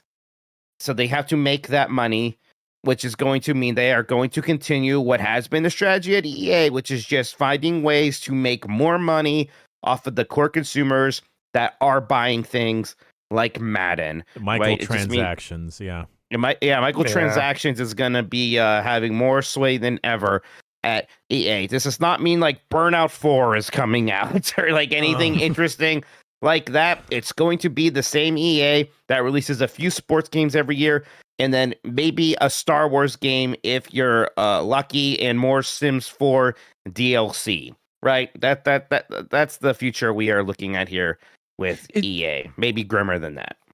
I mean, So it's bad, but like, yeah, there is I guess my whole thing is like, you're buying into this debt. What's to say like this debt can't grow? Like, what's to say like Sure. just do more bad and everyone's still like it will. right? Like I guess that's maybe like the comedic sort of like takeaway of all this, of like there's an opportunity for consumers to do the funniest thing and just like continue to put this business in the dumpster and not give a fuck and watch it just completely implode. That seems, I mean, like you're describing this thing of like, well, we have to do all these microtransactions. That's like, all right, well, is there success where they're like, oh, we just have to like open up this kid casino and we can generate the money? Like, where, if it's bad and don't engage. I realize I'm taking a very sort of like surface level examination of the situation. Well, but there is like a dark humor to it of like, man, the Kingdom of Saudi Arabia must really think that they can actually sports wash their image with stuff like this, and they just don't seem to realize that's not working. Like people only think less of SNK, they only think less of Evo, they only think less of like the investments in like Nintendo and Capcom and stuff. Nobody likes this. It's like when Hank Hill talked to those Christian rock people, right? You're not making exactly like that. You're not making Christianity better. You're making rock and roll worse. Yes, that's what I'm saying. Exactly. Like, yeah, that's what I'm saying. Like, it's sort of just like, did they get some bad advice? Like, no, this is what happens when you have like an obscene amount of money that you could just make. I mean, yeah. They can afford for this to not work out is the stupid thing, and that's why they kind of can do it without thinking about it all that much. And now we have this weird world where but Mass Effect 4, which has been, historically a pretty like, queer friendly franchise from the Kingdom of Saudi Arabia. What is that going to look like? It's going to be interesting.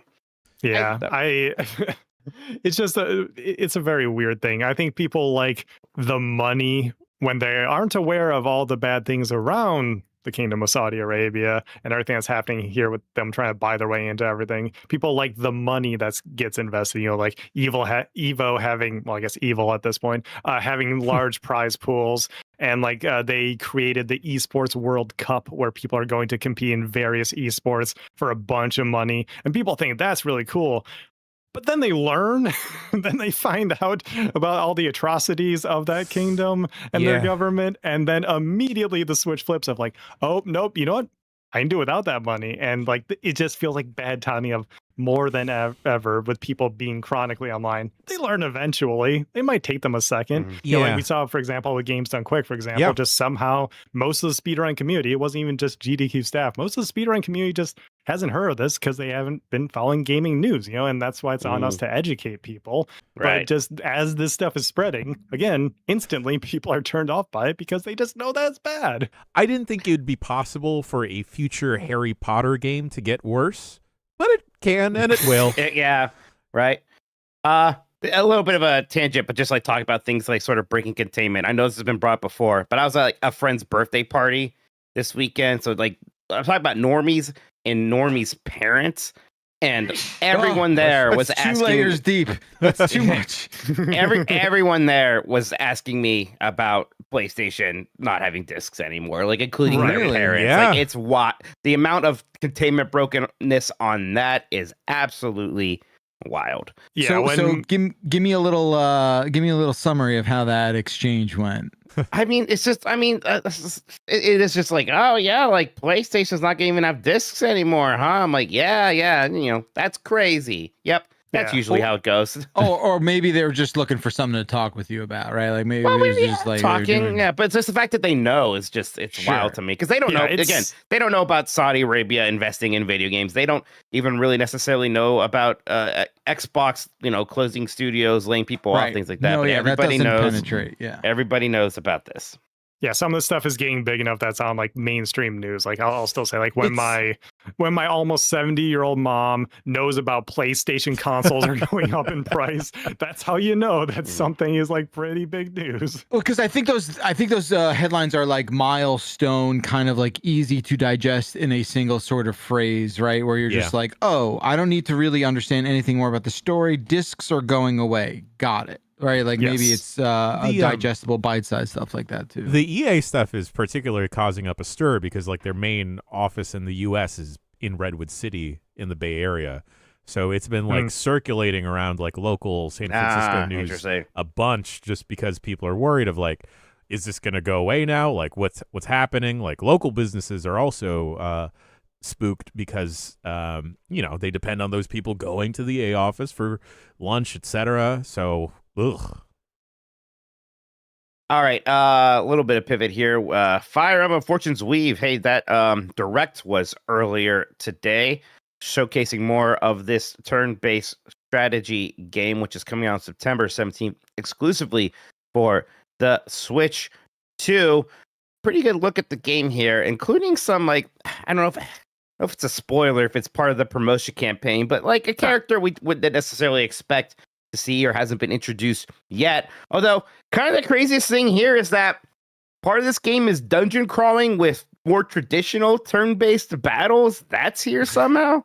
Yeah, it's like, so Fire Emblem games have it where you can like go out and at least the more recent ones where you can go out, you can like train somewhere on the map and like do a side thing. And apparently in here you can, I didn't see the exact specifics of it, but you can go in a dungeon and suddenly they line up like it's Dragon Quest or something. And the animations are still Fire Emblem, but it seems like a different type of battling. I was like watching this while I was getting ready this morning, and there are details like that.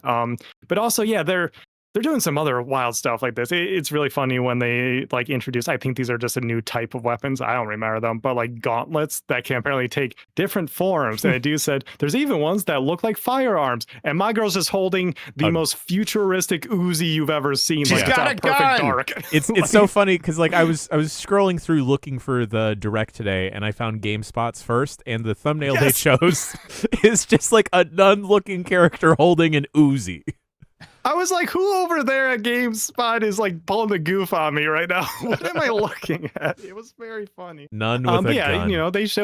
They showed in the direct that they are doing something similar to Three Houses, where everything we've seen up to this point, all the the 4 characters you can play as and everything is just the quote unquote prologue, and then the actual story is that the main character, they say like this is the real protagonist, is a time traveler, like one of the gods, or like an angel messenger of the gods, because like one of the gods, Fortuna, is like they're also playable, I guess. And so like you play a prologue that tells like how these 4 characters got the world to apparently a state of post-apocalypse, and then the real story is like you fixing that as like a messenger from the gods or something like that. Again, I'm missing some small details here, but I'm like, well, that's honestly a more interesting way to do the time skip of like Three Houses and stuff. I think that you can go back and like fix mistakes or something. It's wild, and I think it looks really cool.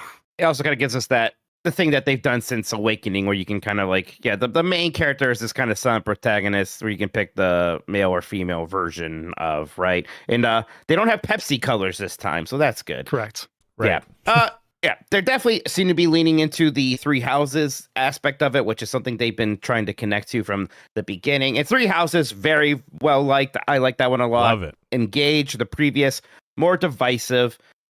Just looking at this though, it's a pretty looking game also. I did enjoy Engage's kind of bright color palette, and this is like a good compromise, I think, between Engage, which could sometimes be garish maybe with its color choices, and then Three Houses, which was sometimes a bit bland and muted. I think they got the right balance here just looking at this. Yeah, it feels like they're going back to, say, Awakening, which I think there's a lot of elements in here where I'm like, stylistically, it's going back to Awakening, which a lot of people, including myself, still say is the best they've played, because I do love that game. And so I'm excited to see them go back to that and also do some interesting stuff with the story.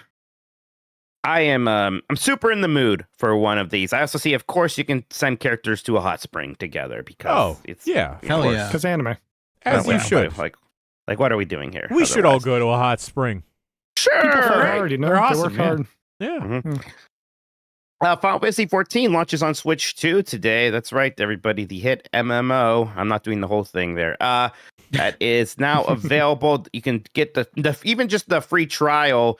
Basically, is going to give you 300 hours of gameplay content. Honestly, so you can get that. You can also get a complete edition, which will get you up with the current expansions as well. There's kind of a launch discount on that, 30% off until August 8th. There's some like funkiness with this game. Like you need like a separate subscription from your normal Final Fantasy subscription, I think, just because of the way the Nintendo stuff works. If you want to do that ultimate thing, it's a little bit complicated. Also, it's huge, so it's like 117 gigabytes. Sure, right, to play this because it's an MMO. So I spent last night just kind of clearing space on my SD card to prepare myself because I'm very excited to try this version out. I have a good bit of catch up to do with Dawn Trail before Evercold, the new expansion, comes out last year. So I'm hoping this is going to be a good way for me to kind of work through that main story quest. Yeah, I've despite not playing much of Final Fantasy 14, I've bought it twice already on the PlayStation and on Steam, and I think I'm going to buy it a third time. But this time I will play it. Because Final Fantasy. Well, the funny thing is, you kind of don't need to buy it just yet. So I was thinking about this hypothetically. So you do need Switch Online for this, correct? Yes, got that already. Yeah. Okay. So you need Switch Online, and then if you play the recent expansions, you'll need a separate subscription. Unfortunately, it's not like it is with PlayStation and PC where you can buy a subscription on one and it like works on the other or something like that. I forget because I just always do PC nowadays. But you'll need to buy like specifically the Final Fantasy 14 Switch subscription because I guess Nintendo needs their cut or whatever. Oh, but hypothetically, real quick, yeah, Sean, Maple QB in our Twitch chat says, no, you do not need Switch Online. Okay, you don't need Switch Online. Hey, Wow. that's not misinfo, everybody. That's me asking if you needed this thing. Oh, or God. not. I'll be honest. I'm confused. I'm confused how it works. How could it possibly work? Yeah, I thought you needed both, but if you don't need Switch Online, I thought that was the messaging at first. But okay, so then it's even better because with the free trial, like Final Fantasy 14 at this point is just 6 Final Fantasy games in one, and the free trial is basically just the first 4 of those at this point. Yeah, it's a lot of freaking game to just download and play for free. Yeah, it's like literally 200 to 300 hours just to like get through that stuff, and like that's free. I think the free trial includes Shadowbringers, so the free trial includes the first 3 expansions. So a lot of the best stuff, honestly, at that point. So yeah, you'll be good for quite a while with that. For folks asking, Final Fantasy is coming after Pokemon Worlds. It happens. Pokemon Monday Night Combat. We will sunset the gym. We'll close it for renovations and then open up Final Fantasy 14. Alrighty. Yeah, I'm ready too. I'm excited for that. Have you figured out what like race you're gonna be? Are you gonna be a fellow Lalafell with me? I'm saying, hey, look, I know it's always weird. It's always weird when you talk about these things because you just throw the word race out in a different context, huh? I shouldn't throw any race out, Mike. What do you mean? Yeah. Wow. Look, I like the rabbit ladies. Yeah, I thought you were gonna pick a rabbit lady. What do you mean? Nothing. All right. Next up here is Dave Bautista's in talks to replace Ryan Hurst as Kratos. Okay. This is for that Amazon MGM Studios and Sony Pictures TV show where this is not finalized or anything. Ryan Hurst was like they released a photo of Ryan Hurst as Kratos. They already filmed makeup, costume, well received. Yeah, they filmed 4 episodes and then he tore his bicep and well, that is that. Apparently, Bautista just did the Highlander reboot, so hey. Shouldn't they get someone who's not larger than Kratos? He is considerably. He is. He's off the gas. You know. They're gonna have to use trick photography to make him appear smaller, so that he could be the god of war. He resembles a human being at this point. He does. I bet he would look pretty good. I'm just surprised because. Like this is a bigger name, right? Huge name. This is a huge name. So to be able to kind of rope that in, maybe it's because of timing. Because before maybe Bautista was in consideration, but was working on Highlander, and now it's like, well, that's done now. We don't have that problem, so you can maybe come in here. It's funny because Bautista's often wanted to be Marcus Phoenix in Gears of War movie, right? And no, I don't want that for that. him. Right, he's always looked like him, but so he'll be in a as Grub points out here, he'll be in a different GOW, perhaps. Good actor, cool dude. Like Oh yeah. Yeah. Okay. Oh my God. Snap your fingers, Dan. What do we got to do? Like, I mean, doesn't seem impossible, right? Who you, Dave? Please. You know, I love Dave Bautista. Aren't they also replacing the child? I don't think so. Dave Bautista. I don't think so. Yeah, it was also that's gonna be John Cena. I could have sworn. Keep me honest, chats. I could have sworn that they're also having to for season 2. Okay, perhaps that's what it is. Man, I mean, look, it's an Amazon thing. No, it's going to be impossible to watch and see. That's just a time skip thing because season 2, I guess, will be based off Ragnarok. Again, like of me, it's like those games have so much story. I feel like I've already seen the God of War TV show. It was called God of War, the video game. So these things don't have any interest for me. I get it. It's different. I know that's reductive. No, it's not. I'm surprised you're saying that, Mike. I thought of you differently. But also, I think like there's fun you can have there. I'm more interested because I'm just more interested in like where the direction they kind of do, like how grounded they kind of make it. I think that's to me the most intriguing part of it, and just the story they want to tell. How grounded is that story? Or is it going to be this sort of like over the top insanity? I mean, none of the stuff in the games happened.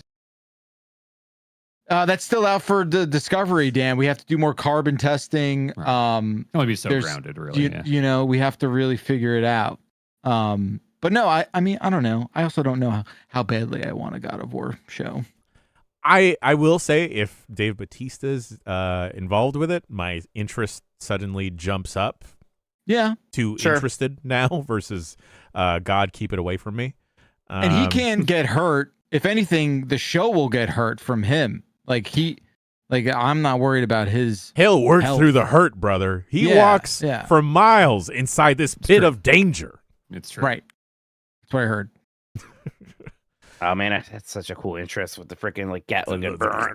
It's an all-timer, yeah. Yeah, great. Speaking of cool things for cool people, Square Enix says the strange Kingdom Hearts artwork was human error and not AI. Dave Bautista drew it, and he just wasn't sure about the details. Grub and I talked about this on Game S yesterday. Yes, I heard that. Yeah. I'm sorry, but like you're not fooling anyone. What the fuck, man. So this is for that artwork for that Kingdom Hearts collection that is coming out that bundles all of the games together. It has this special artwork, and immediately when everyone looked at it, they're like, this reeks of AI. Like Donald Duck had too many fingers on one hand. Like details were blending into each other. Donald Duck's mouth was doing weird stuff. It just did not look right. You look at this thing. It doesn't look right at all. And Square Enix finally came out and said, like, no, it wasn't AI. We just did some oopsies. And I'm like, oopsies. I don't know if they're allowed to just lie like this, but you're allowed. If it's not a lie, then our standards have fallen so much because of AI somehow for this to get through. It's difficult to believe because it just reeks of AI. All those hallmarks, right? Like, and we talked about this yesterday, right? Like the one comedic silver lining of like AI's proliferation is like we all now know we are like programmed to sniff it out, right? There is a look to it where everything just is like super smooth and porcelain and uncanny. And it's like, oh, I know what this fucking thing is. I'm not going to buy a smoothie from you guys because you're fucking lazy bitches, right? Like, I'm just not going to do that. If you're putting that into there's no way this is going to be quality. So that's fun that you can pick out and selectively boycott the things you don't want to support because they're fucking demons. And then we see this and it's like, oh, all the alarm bells go off and they're just like, No, we just got like shitty artists is essentially what they're Right. saying. And, like, how are they going to possibly find any good artists at Square Enix and Disney? That's the, Disney. that's Like, the what the craziest part, fuck? though, is how did this get by Disney, right? Like, I'm There's just- assuming that there's some type of approval process with anything relating to Disney, but I don't know. Disney loves AI. Don't forget, like they wanted to like feed all their characters into Sora or whatever. Sora, yeah. The other Sora. The other Sora. They like Sora. didn't. They broke that deal. Right? Yeah, but then Right, they but like it doesn't mean that this- they've changed the way they feel. It just means that they realize what public perception is. I think maybe the most likely thing here is that people were theorizing, oh, wait a second, the Japanese box art is different in that it is the same Nomura art, but almost all, I think it was all, I didn't follow this too closely because I'm just like, well, this all sucks. But I believe almost all of the details that look weird were obscured on the Japanese art.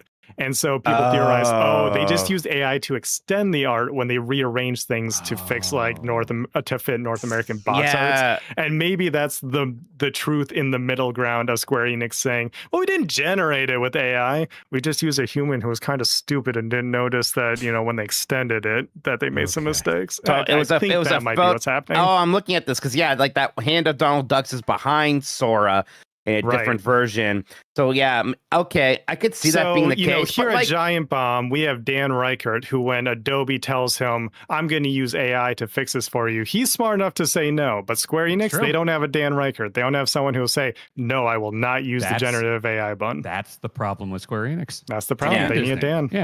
Yeah, that almost, gosh, as you say that now, I'm like, that's almost certainly what happened here. And like now they're like, maybe even Square Enix is confused at this point about what happened. I don't know. There's a separation there. I can tell. I don't know personally anyone at either branch, but I feel like there's a separation between Square Enix in Japan and like the Western representatives. So maybe there's like a breakdown in communication. Yeah. Show me the Procreate files. Show us the files. Show us the time lapse. Show us the time lapse. Come on. Also, going back to PlayStation and discs, there was an earnings call, and they were finally asked about the whole, hey, you still gonna do that? And they acknowledged the backlash, and they're like, yeah, we're still going to do that. Actually, Sony's operating profit rose 40% during its first quarter, helped by gaming and image sensors. It increased its full operating profits forecast by 8%. Sony sold 1.6 million PlayStation 5 systems during the quarter, down roughly 1/3 year over year, but gaming profitability remained strong. During the discussion, CFO Lin Tao acknowledged the opposition to Sony's plan to stop manufacturing discs for new PlayStation releases beginning in January 2028, but said the company would cautiously move forward. What the Around fuck 80 does that mean? Yeah, around 80% of Sony's full game sales were already digital during fiscal 2025. It means that they're going to continue to shut the fuck up about it for the most part, I assume. Yeah, that's right. Yeah. Grubb says here, Lin Tao is the person who said in an earnings call a few quarters back that PlayStation's plan is to minimize the impact of rising memory costs by focusing on monetizing the installed base and growing software and network services revenue. You already see that strategy in effect, because again, console sales were down like 1/3, but the profitability was still there because again, it's all about kind of squeezing that very dedicated consumer base.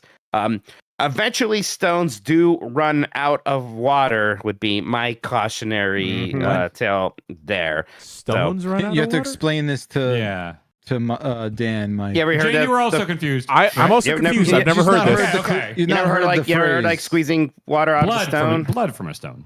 That's because it has to be blood. blood. That's the saying, yeah. I've heard water before. It's My blood. bad. It's okay. blood. I knew what you meant, Pajanza. Mike. I got my idioms Padanza. mixed up. I'm sorry, everybody, but you get the point, right? There's only so much. There's I only so think much water juice is to a- squeeze. I think water is the biblical idiom, but It was in a anyways. Mickey Mouse short one time. You had to squeeze water from a Oh, stone. I'm Christ sorry. They had the alive. Stone Yeah, we Cold got shirt there, with the blood, folks. and it says blood from a stone. You should know that. bad. That'd be This so reeks- crazy if blood came out of stones. It'd be Yeah. cool. Yeah, it would be pretty I metal. would be diving into rocks right now with how much To be blood clear, I there need. is actually probably some water in stones. There's no blood in them, so I feel like mine's better. You're not looking hard enough. little bit of water and all this everything. This reeks of sorry you got mad. Like when sorry, not sorry. Like anytime a CEO, CFO, whoever like comes out and says, well, you have to understand that things are progressing and this is the future. It's just like looking down on the rest of us, belittling us. Like, all right, you idiots getting mad over there. Shut up. We're doing this either way, and we're just gonna like write you off. That's all this reeks of. Yeah. It's funny. There was like the Wolverine trailer or an updated trailer or teaser that came out, and then I was like scrolled down, looked at the comments, and everyone is talking about discs. Yep. It's crazy. The problem is I wonder if people will stick to their convictions, stick to their guns on like either doing a soft boycott or only buying the game on disc or whatever. I don't know. Tragically, I don't think it'll move the needle at all. I think the reason, though, that this is so popular because it is so unpopular, right? Like, there's not anyone who, I mean, there are a few fringe weirdos who are like, embracing and ushering in the death of physical media with open arms, right? Like, for the most part, people are generally in agreement that like this is a net negative, right? Sucks. And very infrequently is there some sort of topic that like the majority of people can get behind together and all root against the same sort of thing. Tragically, right? Because they're taking something away from us. Like anytime you take something away from people that doesn't need to be taken away, they could have just let physical media peter out like it is in all the other aspects, like, or even let it become niche. CDs are still produced. There's still millions of CDs on the market every year. Vinyls, they're a small market. Yeah, vinyl's coming back. I mean, is it really just like, because then they have to have a disc drive and they don't want to even that's the biggest make an optional disc drive, right? Like we have right now. They don't even want to do that anymore. Still produce them. And it's ownership. It's just coming in its ownership. I realize we just got finished talking about a story that rubs against it, but it's the thing everyone needs to be more upset about is the ownership part of it all, right? And not the thing that like I can't hold this in my hands. It's the ownership when it boils down to it. All right, that is it for the news. Thanks again to Jeff Grubb for putting that together for us, handing the show back over to you, Jan. Even though I'm not your co-captain, it's okay. I'm not mad. I'll allow it. You're the bad boy. You're the Cleveland streamer. Yeah, I know. Well, it's okay. We'll talk about it during this quick Ricky break, and we'll be back with some emails and some YouTube super chats if we got them. We'll see you right after this.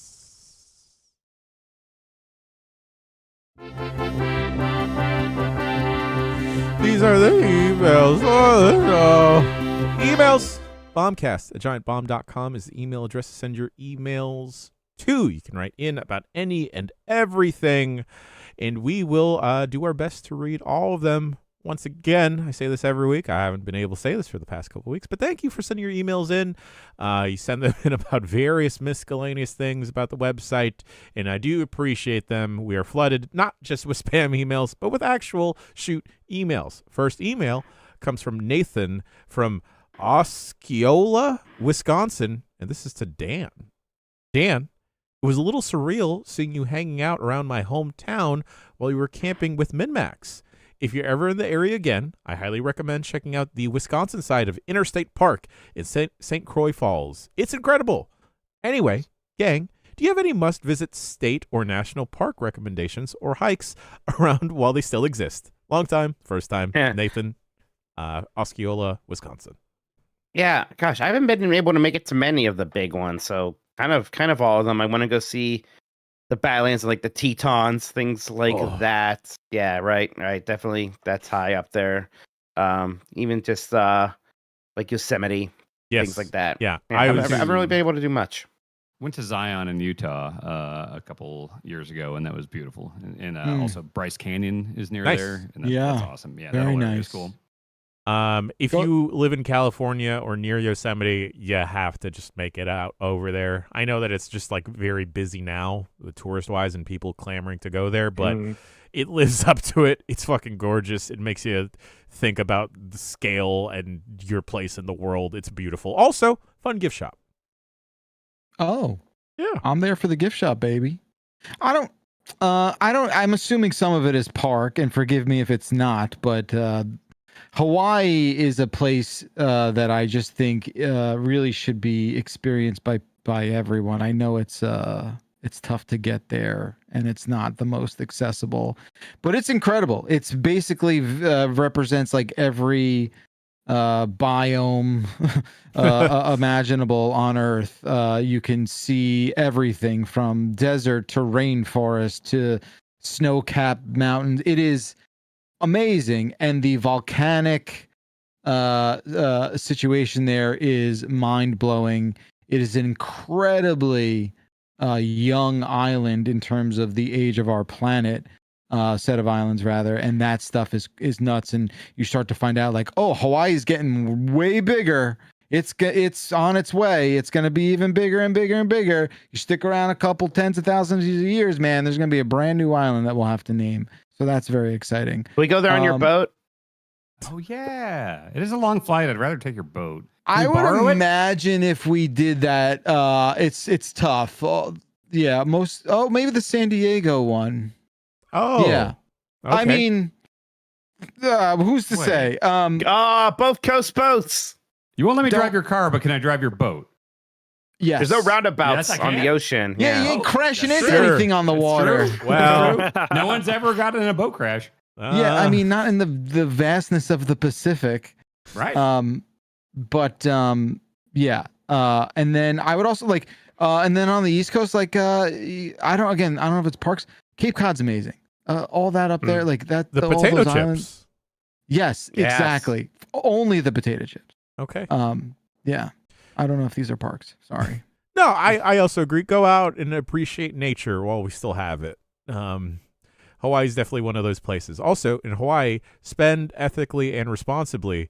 Go to a hotel because the locals will work at a hotel, and all the Airbnbs, Verbos, whatever the fuck else have been bought by out-of-towners. So when I went to the Big Island for my honeymoon, we did Maui and the Big Island. Mm-hmm.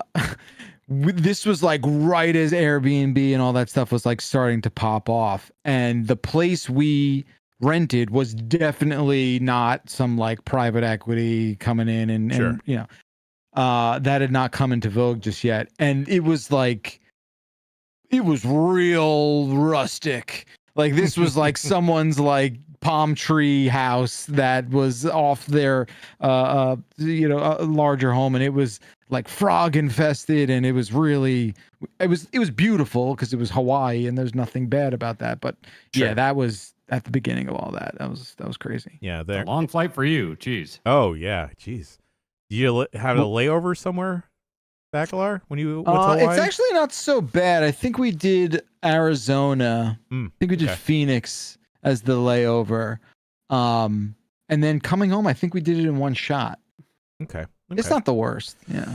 Yeah, and in Hawaii, you can send it brudda instead of send it brother. Exactly. I've been meaning to go there. I really like. I typically do Aruba if we want to do like an island vacation thing, just because of the flights and everything. Come on, pretty mama. Heard great things about Hawaii. It's not even in the same category for sure. You got to you multiple different islands too, Dan. Yeah, you know, you can pick yeah. your poison in terms of like, do you want something more touristy and not industrial, but like city like, or do you want something more like nature focused and heavy?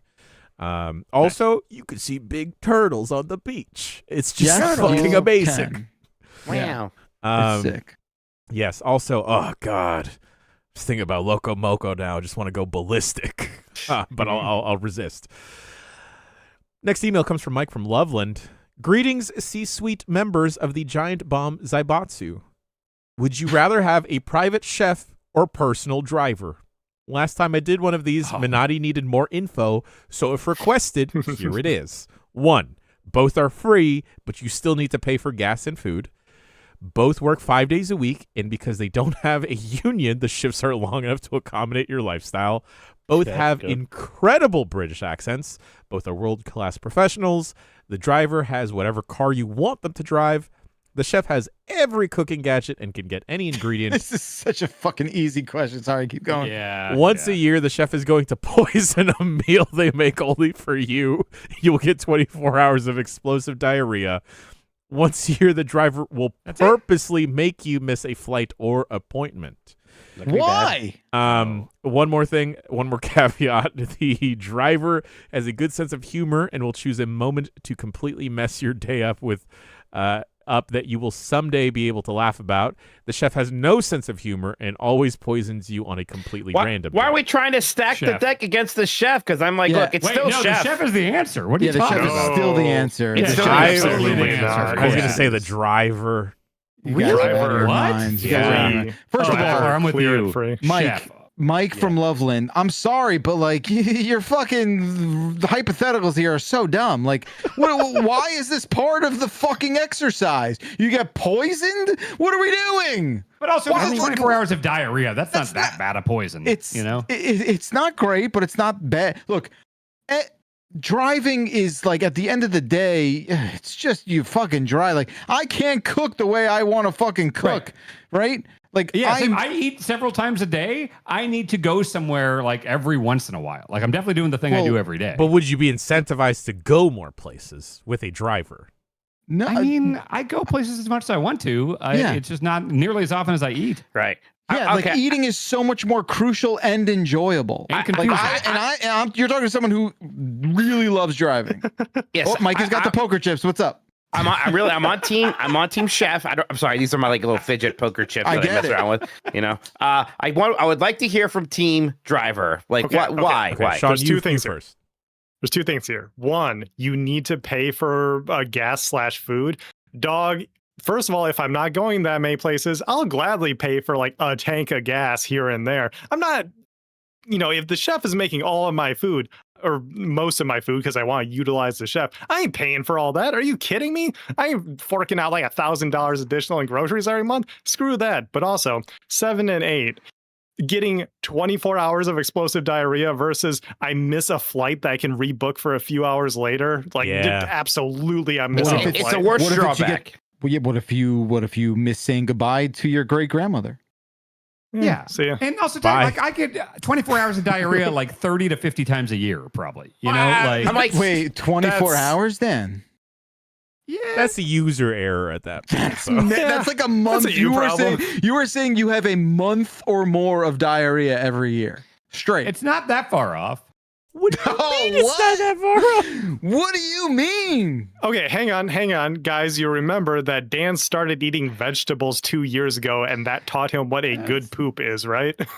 No, I've dabbled with vegetables throughout my life. I've never liked it, but if you're go back to the Bombcast where he was very proud of this. Like, if I can't even imagine. I mean, unless you're getting that parasite, I can't even imagine what a full day's worth of diarrhea is. It's just like, let's say I'm traveling or people are in town or something. Like, let's say there's a night where like I drink a good amount.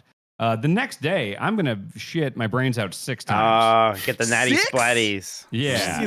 Like, it's crazy. 6? Like, my dad always hated this because of how much I just destroyed his bathroom. Like, I would go back in town. And, so I'd go back in town. My dad and I usually go out and drink a lot when I'm in town. And then he knows, like, the next day, it's like, oh, great. He's going to be shitting his brains out every 30 minutes all tomorrow and stink up his bathroom, We're definitely getting Dan the chef. Absolutely. You have to have the chef. I can drive all right. I can't cook anything, so I'm definitely doing the chef. Sure. Well, I've said this. Lesser of two evils, I think, over there. Jesus Christ. I've said this multiple times where I wish there was someone to drive me home in my car versus like calling an Uber, because sometimes I don't want to be in an Uber. Okay. And if I can develop a rapport with my driver where he knows, like, oh, he's not feeling it today, no more jokes. Driving Janny. I also think like Mr. Jay-Z. No. You wanna if you lived in like Manhattan or LA, like you want a driver, right? Because it's not the best driving around in those cities. I just can't even like to be able to like enjoy top quality chef cooking 3 meals a day. Are you kidding me? Yeah, you are really gonna have to come over the top there. Yeah, for like $1,000 a week. No, way. Sean, that's the point. Chefs can turn a relatively affordable grocery shopping into masterpieces. But also find a cookbook, man. Come on. That's time. I don't want to do that shit. I can use my personal driver to like, go pick up my parents. All right, you do this today. Yeah. Oh, is that allowed? Oh, we need more info. I got a We need mom who more can't info. drive, man. Like, I'll have him drive her around. Yeah. I don't know. Like, imagine, like, hey, you don't got to pick up Dib anymore, right? Like, Or you can send him away. He's around the freaking corner, bud. Yeah, What are like we suburban talking driving about? it's fine. I don't mind What are you it. talking about? I like driving a little here. you know I what? like way I might more drive. than you drive. I'm Come letting on. y'all. I would get more inebriated if I had a personal driver. Yeah. Which is a net negative, number one. Number two, Jen, I'm surprised. You of all people, I realize you are a better chef than the five of us combined. Oh, But maybe not, like, Mikey. okay, Don't that's, worry, see, Mikey. all right. So even such, I'm surprised that you would want to have that kind of luxury. No, because it'd be that thing where like you have a friend that like kind of like says imposes their knowledge or their will of like, oh, I know better than you. So then I'd be like Okay. very self-conscious in the kitchen of like oh, suddenly my knife skills aren't up to par because this professional British chef in my house is saying like, oh, it's not how you julienne carrots, Jan. Versus Takes the joy of cooking away from Jan, you know? Yeah. The criticism, sure. versus I get driving it. where it's like, hey, maybe you know why my AC doesn't work. All right. Yeah. Okay, I'm with you, then. Backlar. Okay. Yeah, I That's the think obvious answer. Yeah, Chef I still like the wins clean with the divide votes. here. There's a clean divide between the youngs and the olds. I love Yeah. this. And the Oh, thing is, wow. like, I think Grub Oh. would also pick Chef, even though Grub, He would. because Grub loves driving. Yeah. So I can't. Grub and I can't- like driving the same amount, I want to say. And What's up, Mike? I got he- 5. I got 5 months till I'm 40. Can you pretend I'm part of the youngs for just a little bit longer? Dude, if I Please. consider Chuck one of the olds, I'm sorry, I'm not I'm giving you a cooked. pass. Yeah, Chuck is a Mikey, year older than me. Damn it! Mikey, you're out of your mind, buddy. What are you trying to abandon us for? What the Just fuck? look, I'm being forced into your camp soon. You're I just fucking want at the truck. 39, dude. I What do know. you mean? Mike, do you No. remember at SGF how we divided the Airbnbs? Oh, yeah, that's true. I was with That the is old true. people. You know what? Chuck's hanging out Yeah, by a you're team thread old. there. Yeah. I was with the Embrace it, old. Mike. It's good over here. Not only that, Mike, you were on the first floor. That's the most accessible. It Yeah. was. It was really Yeah. nice. It was right by the bathroom. Can't have you Certainly going was. upstairs. You know, Oh, you're getting 'cause old. I'm The knees. old. Yeah. Yeah. Yeah. Unless it's a Damn. Disney day, then you're spry as a Oh, then- Did whippersnapper. Got you my even see the walkie-talkie. terrace? I went up there one time and I was like, "Woo, that was a trip." But back down, took a nap. There you go. Back to Oh, where it's safe. I get it. all right. This is our new. Forget knight versus bat, everyone. This is car Yeah. versus cook. Personal Yes, chef versus car versus personal chef, I like driver. All right. Let's see. Let's speed through a couple of these emails. Travis and Fargo writes in. He writes in 5 questions. I choose one of them. Travis writes in. What would be the more devastating word to remove from pop music for all time? Baby or tonight? Oh my think God, what a- Baby is used. I think Baby. a lot more. Yeah. Yeah. I think Like every Baby Led would- Zeppelin song would be gone. Yeah. Justin Right. Bieber's whole career would be stalled. Yeah. if we took Baby would Baby be away. more catastrophic. Yeah. Yeah. Britney Spears wouldn't have popped off with "Hit Me, Baby" one more time. Yeah. Mhm. Yeah. Tonight, what do you lose? You lose tonight twice from the Smashing Pumpkins. Yeah. That Pitbull Um, song where they go Tonight's tonight. gonna be a good Oh. night. Tonight. Let's live it up. Was that the Black Eyed Peas? That's the Black Eyed Peas, okay, baby. Right. Yeah, that's fine. That's how you learned about Mazel Tov. I feel like That's what they're Baby. saying. Okay. Baby would be more destructive, but maybe it takes away more of the songs that I don't like, so I'm okay with it. Mhm. Okay. To- In the I air feel like tonight? yeah, I just think if you took out Tonight, you would wipe out more strays than you anticipated. And I feel Sure. like Baby is a safer bet. Sure. So so if we have to remove one, I guess yeah. I mean, Yeah, one of no, my Tonight. one of my favorite. I guess this is considered a vocal stem. I just love hearing "Ooh, baby, I like it raw," Yes. Yeah. Yes. and then I just need I the get baby part of that. Yes. I think Mhm. Baby will take out more Christmas songs because of Baby Jesus, right? But the Baby Jesus ones are the lame ones. Yeah, who wants to preserve that shit? What do you Yeah. mean?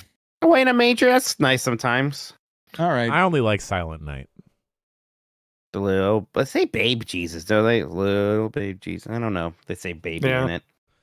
Maybe we're fine. All right. We have a recommendation here, a whole list of recommendations from a Mike, not our own Mike, or Mike from Loveland. We'll speed through this here. Hello, GB. A while back, someone wrote in with fun ska album recommendations. I thought I would complete the Vans Warped Tour experience and assign some pop punk to the crew. Jam. Oh, cool. This is my favorite pop punk album of the last 10 years. Warriors, Survival Pop. Sorry to pin the Nervous Energy album on you, but it's really good. Trust me, bro. Jeff Bakalar. From one Jersey boy to another, I'm recommending the latest Ashbury Park's own Teenage Halloween Till You Return. Asbury Parks, sorry. Yes, I'm familiar with Teenage Halloween. Very good. Excellent. Beautiful, beautiful. Jeff Grubb sending your way the aesthetically sweet but lyrically bitter debut LP from Pony. TV Baby. It's pretty Daria coded, so I feel like someone your age, same, would appreciate it. Mike Minotti, you're getting the Mr. T experience. Revenge is sweet, and so are you. This album helped get me through high school by basically turning everything that stressed me out into a big joke. I hope you enjoy the silly and clever lyrics. Will Crosby. Gotcha. Will has said he didn't know a lot of music while growing up, so I'm sending him one of the most essential albums ever, Jawbreaker, Dear You. Legendary. Will, just listen to this record right now. Dan Reichert, appealing to your affinity for classic boomer rock, here's the Ramones, Rocket to Russia. Okay. That tracks. There we go. That tracks. Chuck Zimmerheld, please enjoy this Beach Boys influence album about the existential horrors of adulthood. Bomb the music industry, Vacation. Speaking of old, Sean McDowell sending you go 7188 go. Probably the most versatile album here, drifting into garage, surf, Enka. I've never heard of Enka. And all delivered with fun pop punk energy. Bonus if you have a guest today. That album title sounds like Fall Out Boy or Panic at the Disco, so maybe I'll go check that out. Bonus if you have a guest today, they can have Antarctic Go Vespucci, Love in the Time of Email, which I can only describe as extremely neurotic romanticism. Some people may say, hey, that isn't pop punk. That's power pop or college rock. To that, I say, it's just an email. You should really just relax. XO, Mike. Wow. Thank you, Mike, for the recommendations. I'm going to go add this survival pop, the Warriors. Bakalar, you approve of most of these? Yeah, I got to admit, I probably haven't heard of at least half of them, but definitely Bomb the Music Industry. You know what? I'm going to listen to mine. I'm going to listen to Revenge is Sweet, So Are You by the Mr. T Experience. Very good name for a band. There you go. Yeah, it's a very good name for a band. My thing right now. Oh, Bakalar, I think you'd really like, hold on, let me double check that I got their name right. The Paradox. I think you'd really like The Paradox. Pop punk band. Okay, I will check them out. Yeah. All right, last email of the show comes from Bevan, aka Humble Bees. Hey, GB and friends. Just wanted to say that last Friday I was out pre-gaming with some friends at a bar for a drum and bass show, and in the midst of drinking and smoking, the good stuff, if you know, you know, I saw Mike Minotti walking by wearing a gnome cap. Super surreal. Couldn't stop myself from walking up and asking if it was him, and it was, and he was with Mary Kish and Chuck too. Thank you for being kind and gracious to my faded self. I hope I didn't bother y'all too much or do anything too weird, and in hindsight, I definitely fanboyed a bit. I hope you had a lovely rest of your weekend, which I will watch some of online later this week. I'm sorry I couldn't make it to your bigger meetup on Saturday, but I'll say it was my first time bumping into an internet person I follow, and I don't know why I've never really considered meeting internet people or interacting with them. But even the few minutes was great vibes, and I'll do my best to make the next PNW meetup work. Also, it was fun to say, I know these guys from the internet to my friends. Also, if GB people don't know the genre of drum and bass, in the new James Bond game, when Bond infiltrates that club, that's drum and bass. The two DJs are actually modeled off of two actual famous drum and bass DJs named Chase and Status, who made music specifically for that scene. Cool. Though our show was a little dancier style of D&B from a DJ called Dimension, also a UK guy though. Cheers, Bevan. P.S. for real, if you want to go to a PDX EDM show, I got you. I guess we got to go, guys. I guess we got to go. Yeah. Jay, did we ever get a missed connection follow up from the person I thought I saw at the Stavi stand up show? Mike got a bunch of missed connections in Portland. That's very good, Dan. Very, very good. Nice. I didn't, but seriously, no, no Stavi missed connections, but someone saying, "Hey, please check my voicemail when I called from prison." Oh, I don't know why those are connected, but okay, that's exciting. So, hey, I loved when this fella came up to me because I was already really happy because I had ingratiated myself with the gnomes and became one of them. And like right after that, the person was like, "Are you Mike Minotti?" And we know I love being recognized. So yeah, it was a great 2-minute period for me. I was very happy. has this happened with your family, Mike? Yeah. The best was on my Disney cruise when I was at the Disney trivia thing with my dad, where a guy came up. And it was like I really liked it. It was from my dad because like my dad doesn't really understand what I do, right? It's confusing and weird. I get it, but like that seemed very impressive. My dad that this person knew who I was and seemed excited to see me. Now he took it too far. And then like as soon as we were in the monorail, like at actual Disney World, and some guy in the monorail just said, "I like video games." My dad's like, "You know my son then." Oh, yeah, he went too far. Trying to explain who I was. I was like, no, not that much, Dad, not that much. Oh, when boy. you say your dad doesn't understand what you do, does your dad still tell his friends that your son writes for CNET?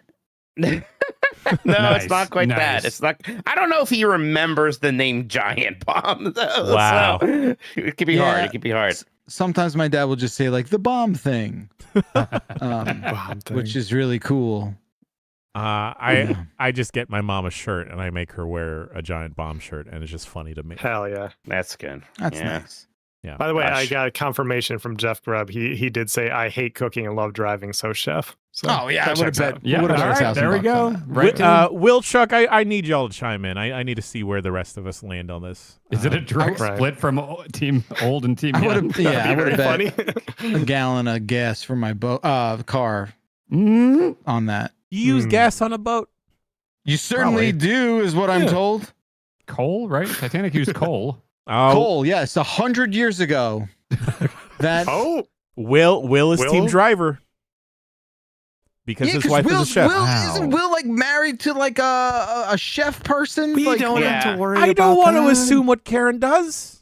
apparently, I'm pretty Karen's a sure chef. she's an immaculate chef. Yeah, he So says we, as so much like, in chat. come on, Is that why he was stressed out about going to the grocery store? Oh, Maybe there's his trauma standards there. I aren't don't up to know. hers. Yeah. Yeah. Okay. So wait, that is all household is all chef, right? That household was me, Correct. Backler, Minotti, and Grub, right? And we're all Yeah. chef. Yeah, we're all Yeah. chef. We need to hear And from all Chuck that. now. You know, Wow. all that means is that the young people haven't ever had a good meal. That's like I the think only that's thing a I problem. can I've understand. plenty of That is good a problem, meals. probably, yeah. So then I you're think like, you're onto oh, this something, Backler. this is disposable. I don't need to have this all the time, every day. You guys are crazy. What if we- You guys what are if we- actually crazy? What if we threw a private masseuse into the mix? Oh, okay. All Well, right. I don't want Is it. also a physical therapist because physical therapy. I got all sorts of issues, and I don't like driving to the physical therapy place several times a week. So if they're just in house, I'm going that. I believe half of what it, and I also think like young people are like scared of driving for some reason. I'm not scared of driving. I don't. I know you're not, and you're also not young, Jan. So I am. That too. I'm young forever. He's on Team Young. I'm still on the other side of 35. All right. Can't just You're, say you're that on the shit. right side of 35, that's for sure. But also, I don't know, man. I want to say in a couple years, you might change your tune. No, Yeah. no. I think I'd want to be Physical more therapy's relaxed. good. Also, I think I'd be too concerned with what like my personal chef is doing in the meantime, right? Like, what are they doing in between shifts versus a driver who I'm assuming is constantly reading a newspaper. Sure. Oh, right, of course. Yeah, to be clear, the chef sounds fantastic. Just like the stipulations on there, I'm not down with. Yeah, I mean, again, we can all agree like 6, 7, 8, 9 on the list are stupid, and we should just throw those away because it's really just about chef versus driver. I would right? Like- probably swing towards the chef side of things then. Yeah, honestly, if I Okay. didn't get diarrhea for a whole day once a year, yeah, Everyone's that too would afraid of change things diarrhea. at least. No, well, Dan, I mean, you're like best friends with it apparently. So You're like, like, hurt you, you're it's the just- guy. who wastes an entire roll of toilet paper every time you have to wipe your ass because you're so afraid of touching your own shit. Why do you think I have 3 bidets? God. I think that makes it worse that you waste so much toilet I'm not paper. going through a roll of toilet paper because I'm smart. I got 3 tushies. Rob and I were mad at you. Did I? Because you waste toilet paper on the road trip. So I don't waste toilet paper. What the fuck are you talking When about? we're traveling, you do. Yeah, I bet you do. I do? Yes, you used a whole roll of toilet paper. You took one shit. An entire roll? You're a 1 roll per shit guy? That's an incredible... No, I've never got through a whole roll with one shit. Close, maybe, but... Close?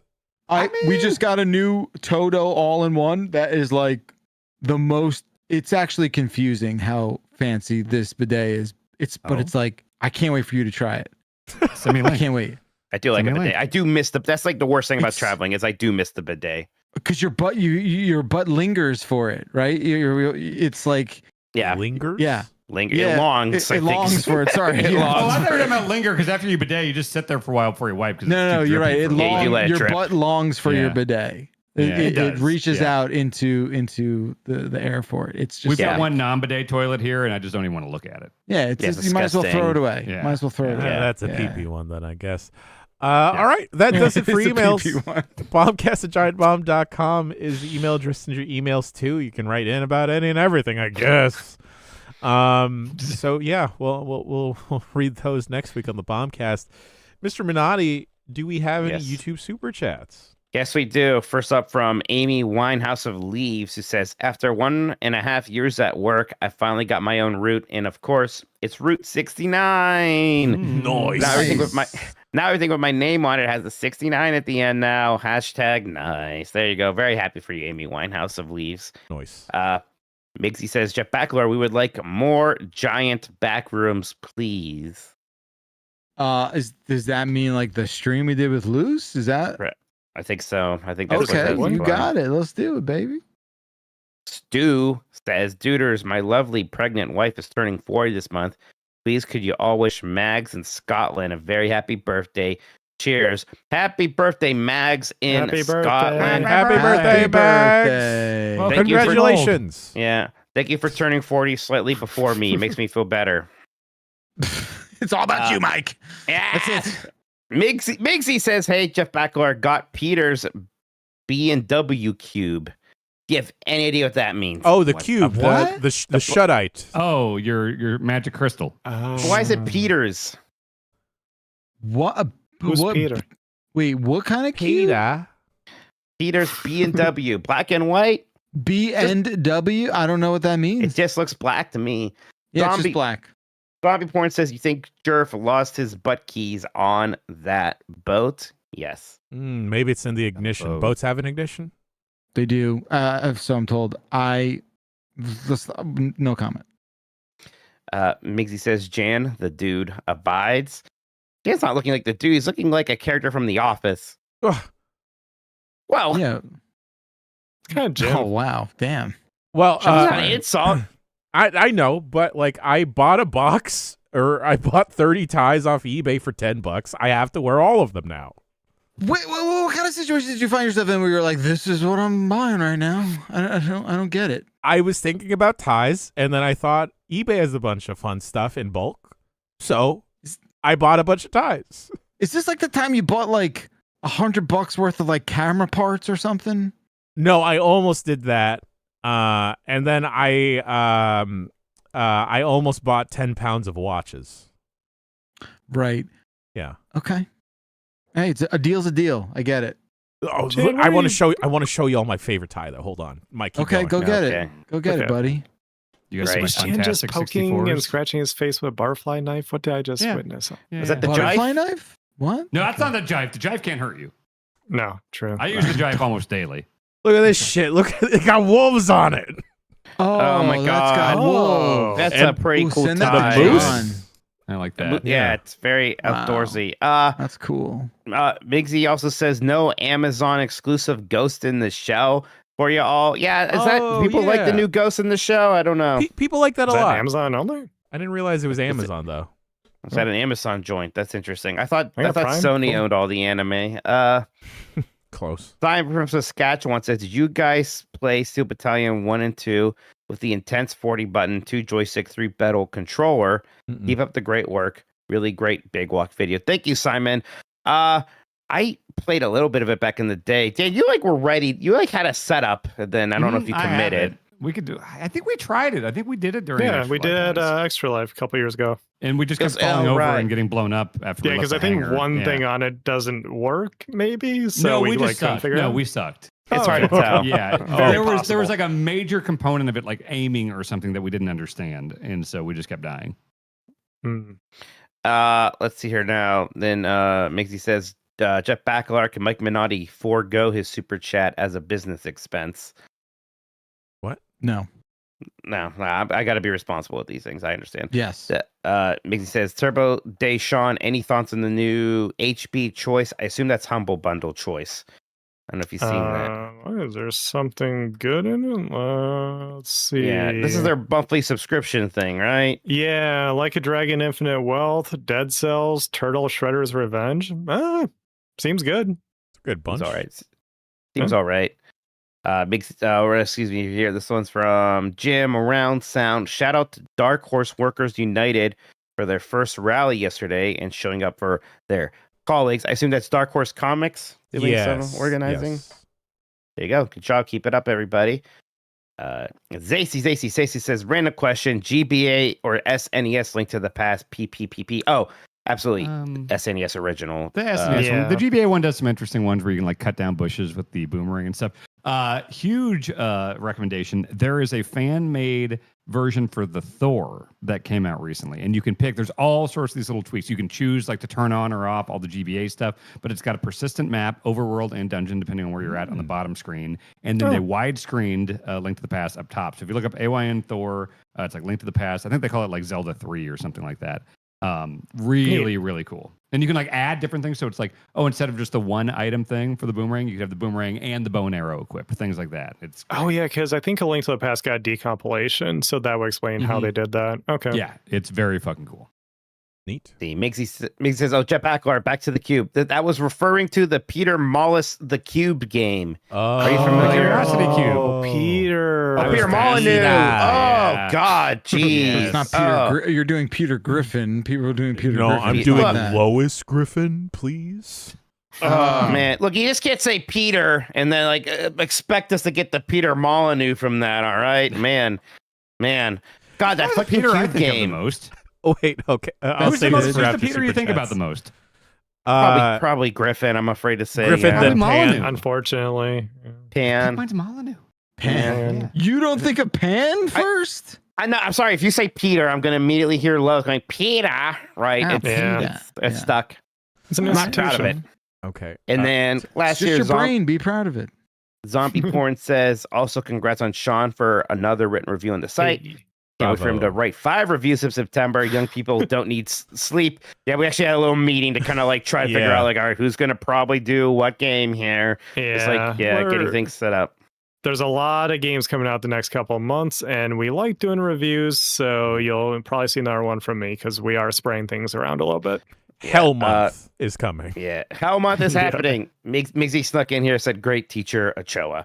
There you go. Oh. You look a little bit like a science teacher in high school.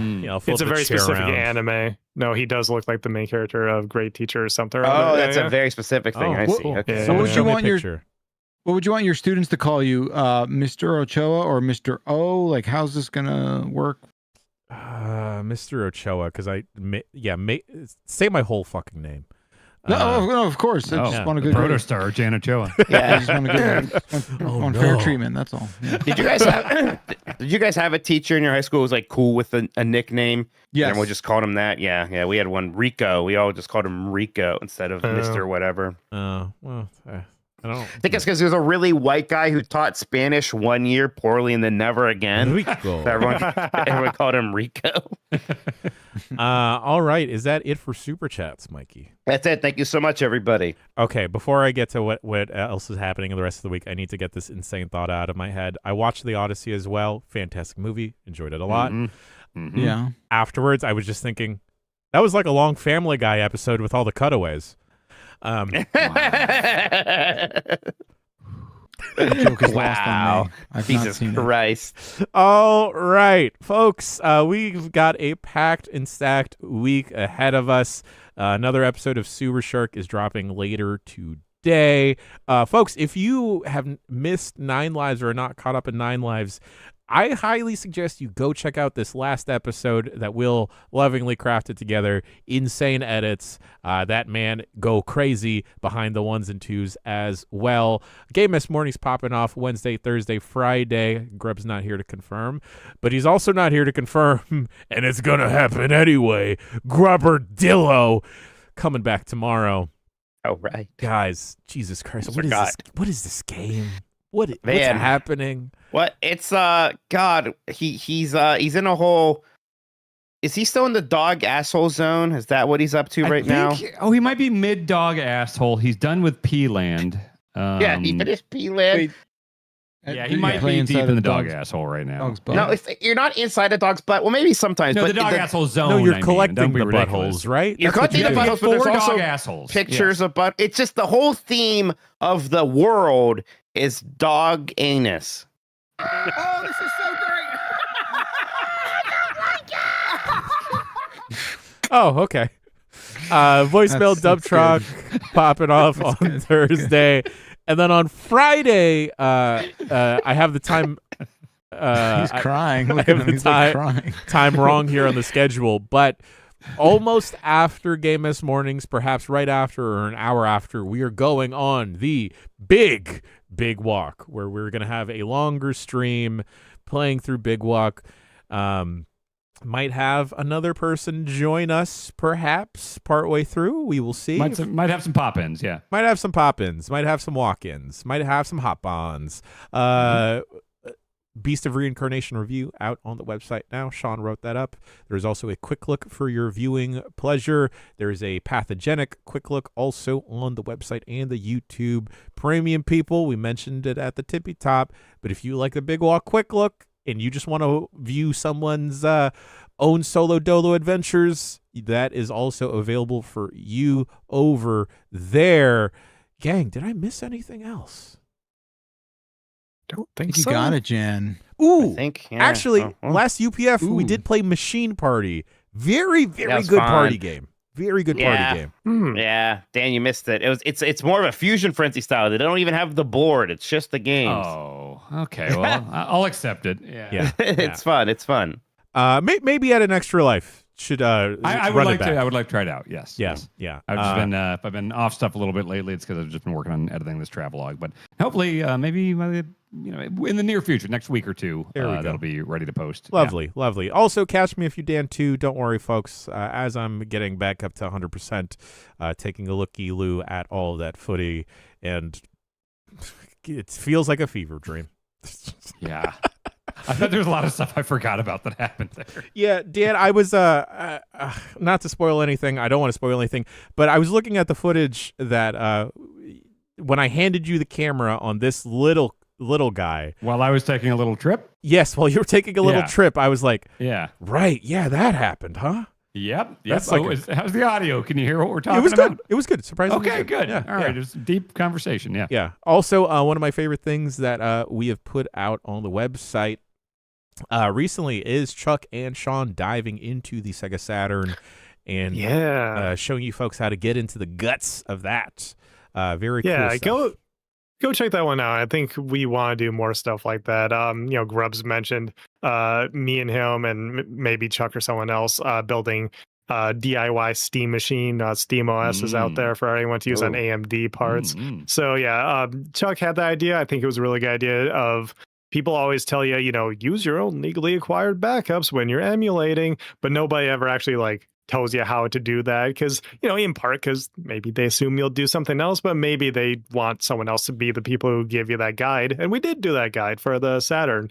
Chuck set that all up and that was a fun time. So definitely go back and check that one out. Yes, 100%. Thank you, folks, for joining us for the Giant Bombcast. That about does it for the show. He's been Sean, he's been Mike, he's been Jeff, he's been Dan, I've been Jan. Shouts out to Jeff Grubb, shouts out to Chuck Zimmerhell, shouts out to Will Crosby, shouts out to you at home. We'll see you next week for another episode of the Giant Bombcast. Until then, goodbye. Also great to be back. Thank you. Love you. Mwah, mwah, mwah. Shouts out to little kitties, too.